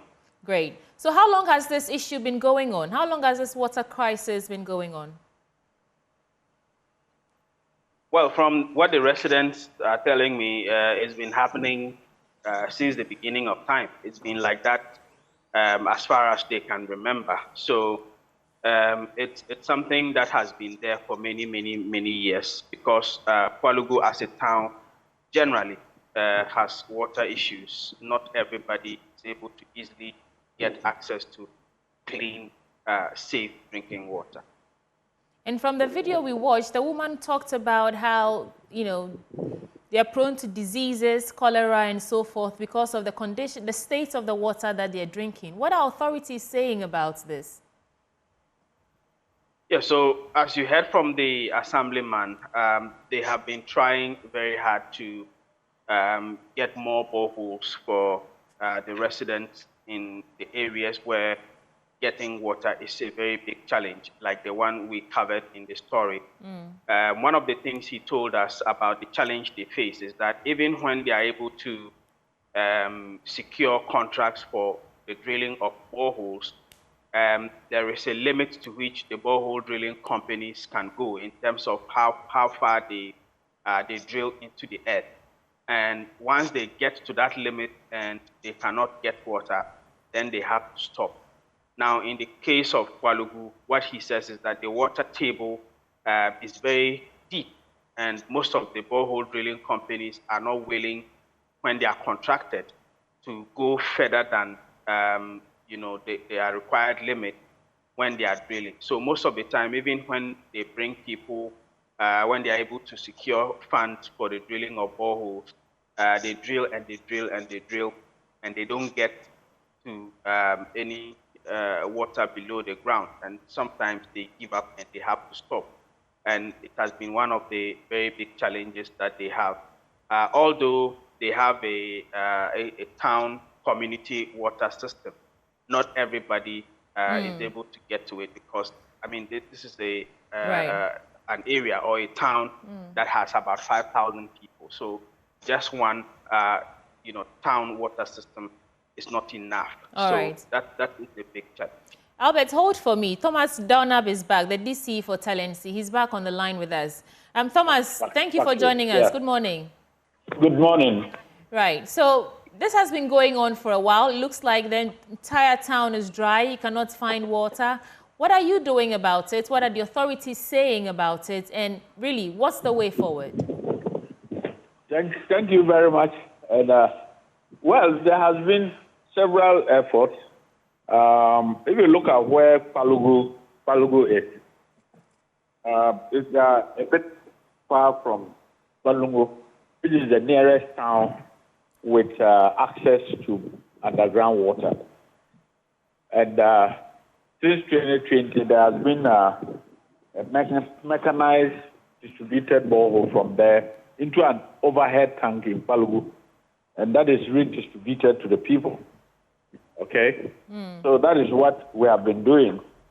But the way it is, the place is getting populated, and all that we need to do is maybe have to create more points. When you say the place is getting populated, how do you mean? You mean more people, less water? The town is growing. That is where we have the police training depot. And then there are other visitors because of the mining. So the mining? The town is growing. Yeah, because we have mining taking place in the area. So the point is, because the population is growing, we may have to increase the number of boreholes that would carry water into the overhead tank for them. There's a water reservoir that they use. But Albert was just telling us that even when contractors try to drill the boreholes to a certain point, they cannot go further than the standard that they work by because, I mean... Yeah, so what I'm saying is, underground water is not readily available in Palugu, but the adjoining community is Balungu. And we have used Balungu to feed Palugu on a community-based water system. So what I'm saying is we may have to drill other boreholes and direct onto that one so that we'll increase the water flow to be able to serve the whole community. Yeah. Will that suffice? Is that sustainable? Well, that and is that what, a long-term solution to the water crisis? That is crisis? what has been going on. If the overhead tanks are working, normally in the rainy season it's not too bad. It is in the dry season that they are hard hit with water issues. But in the rainy season, the water table comes up, and they are able to pump water all the time for the community. All right. So in the interim, what mechanisms are in place to ensure that you at least clean up the water from the streams and dugouts a bit before residents consume this water? Well, it has never been part of the general administration to go and clean streams. No. I know you cannot clean streams, Thomas. What I'm asking is I know you cannot clean the streams. What I'm asking is, even what you're seeing on your screen right now, someone is going to fetch water from the stream and it's dirty. Do you have any mechanism, any system to process this water, clean it up a bit before they drink it? Because this is just drinking diseases for themselves. That's the question I'm asking. I may have to engage the assemblyman from the area for us to look at what is going on. Because I do not know where they fetch water from. All that I know is we have done this borehole that feeds into the overhead, and we believe that everybody is picking from there. But obviously, there are other settlements that are very far from where the water is. So if they are not having access to the community water, then we may have to look at it. So I would engage the assemblyman to come and we have a discussion on it. Are you saying you're oblivious to the fact that some people fetch water from streams and dugouts? I am not aware because the district is a very wide district and people are fetching from streams, maybe because boreholes are very far from their homes. I wouldn't know. All right. You would appreciate that not even, it's maybe because we dwell in the city centers and urban centers. Too many people don't drink from taps and boreholes now. So drinking water has always been They buy sachet water all over the place. Hold for me, we don't Thomas. have the same economy. Hold for me. Let me bring in Albert, sorry, briefly before I let you go. Albert, so Thomas is saying that he's unaware that people fetch water from streams like we saw in the video. And that's something he's not aware of because the district is big. What do you make of what he's saying? Well, I think that yes, Timecodes is a very big district. And looking at where this community is, it is possible that he may not have encountered the situation that this particular community in particular is facing. But the assemblyman, before we got to this community, we called him and we told him that we were coming to look at the water situation because when we were doing this, we made calls, and this was one of the communities that people who are aware of pointed us to. So the assemblyman, when he called us on the phone, we just told him where we were, and he was able to locate the place and come there. So yes, maybe the DC at the top is not aware, but the assemblyman is very much aware of what's happening, and he was there in the community with us when we were interacting with the family, you know, that featured in the story. All right. Thank you so much, Albert Sorry, our Upper East Regional Correspondent, and Thomas Donab, the DC for Timecodes, for bringing us those details and updates on our Safe Water series that took you to Paulugu in the Upper East region to see how residents are struggling to get potable water. There's still some work to come before we wrap up for today. Stay with me. I'll be right back.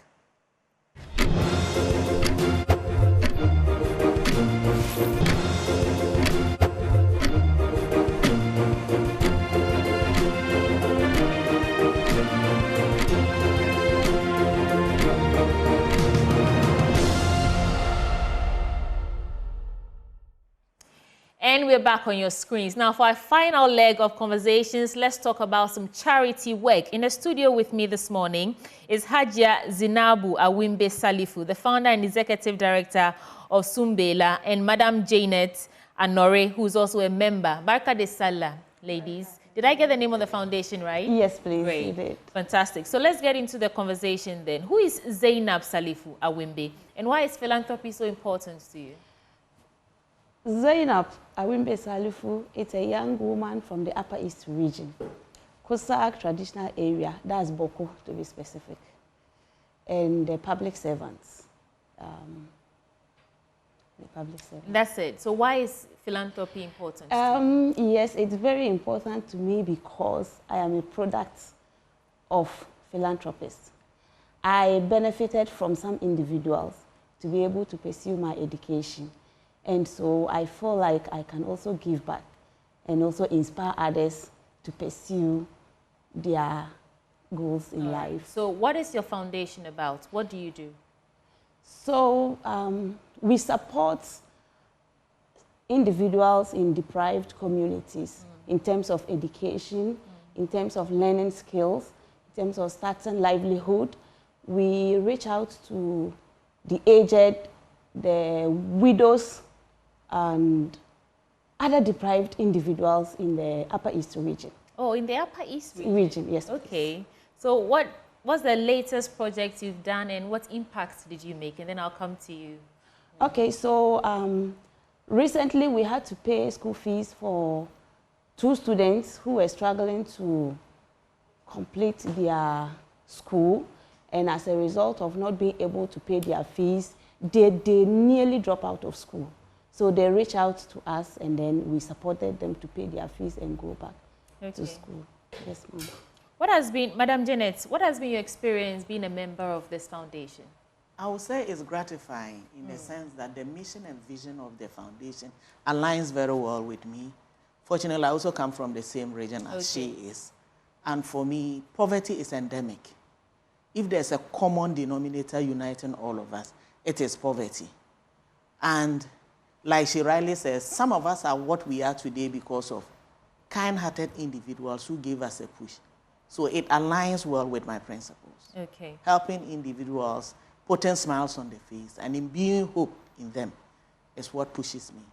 And that is why I allied with her. All right. You're on a big platform. I want to give you 30 seconds each because I'm sure you need support. you need money, you need so many kinds of items. I don't know what you need, but you have the chance to speak directly to our audience and ask for what you need for your latest project. Okay, so our upcoming project is mentorship, career guidance, and donation. And here what we do is donate teaching and learning materials to some deprived schools to enhance teaching and learning.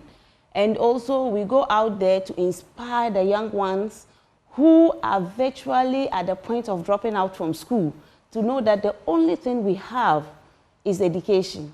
If not for education, I won't be sitting here. And so a lot of people are in school today because I go back there to let them understand that I grew up from the same environment. And so I would like to appeal for support in terms of materials, books, books for students, in terms of general resources. General resources for education, something that can help them, you know, pursue their education. And so we appealing to publishers if they can support us with stationery to take back there to go and support them. All right, and this is happening between the 19th of June to the 22nd, so between 19th and 22nd of June in the Upper East region. Yes. All right. 4 schools have been selected: Binduri Senior High School, Boku Secondary Technical, Kusanaba Senior High School, and Bego School for the Deaf. Okay. We'll be visiting these 4 schools this year. All right. I think what you're doing is commendable. Congratulations. Thank you. 30 seconds now for you to also appeal for... I think, come the stated dates, all roads should lead to the Upper East region and specifically to the 4 schools. We are appealing for resources. In fact, we cannot have enough of that. And that travels to include finance, books.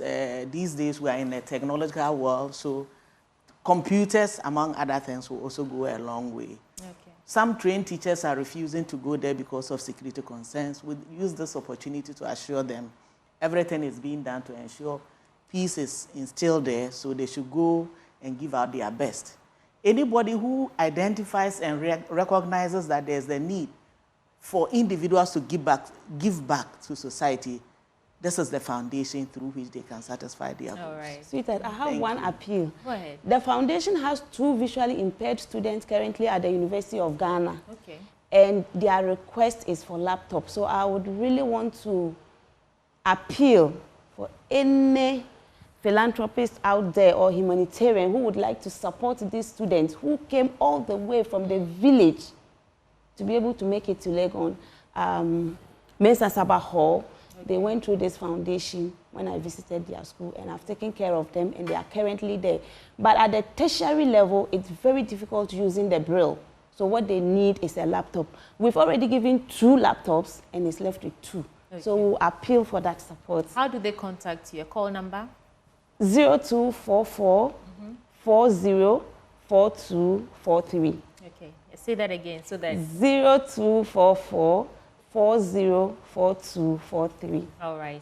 Thank you so much, Hajia Zainabu Awimbi and Madam Janet Anore, who's a member of the foundation. And please, if you can, support, because every little helps. And that's how we're wrapping up for the AM show this morning, the holiday edition. But I will leave you with some prominent faces in the Muslim fraternity. For now, it's goodbye.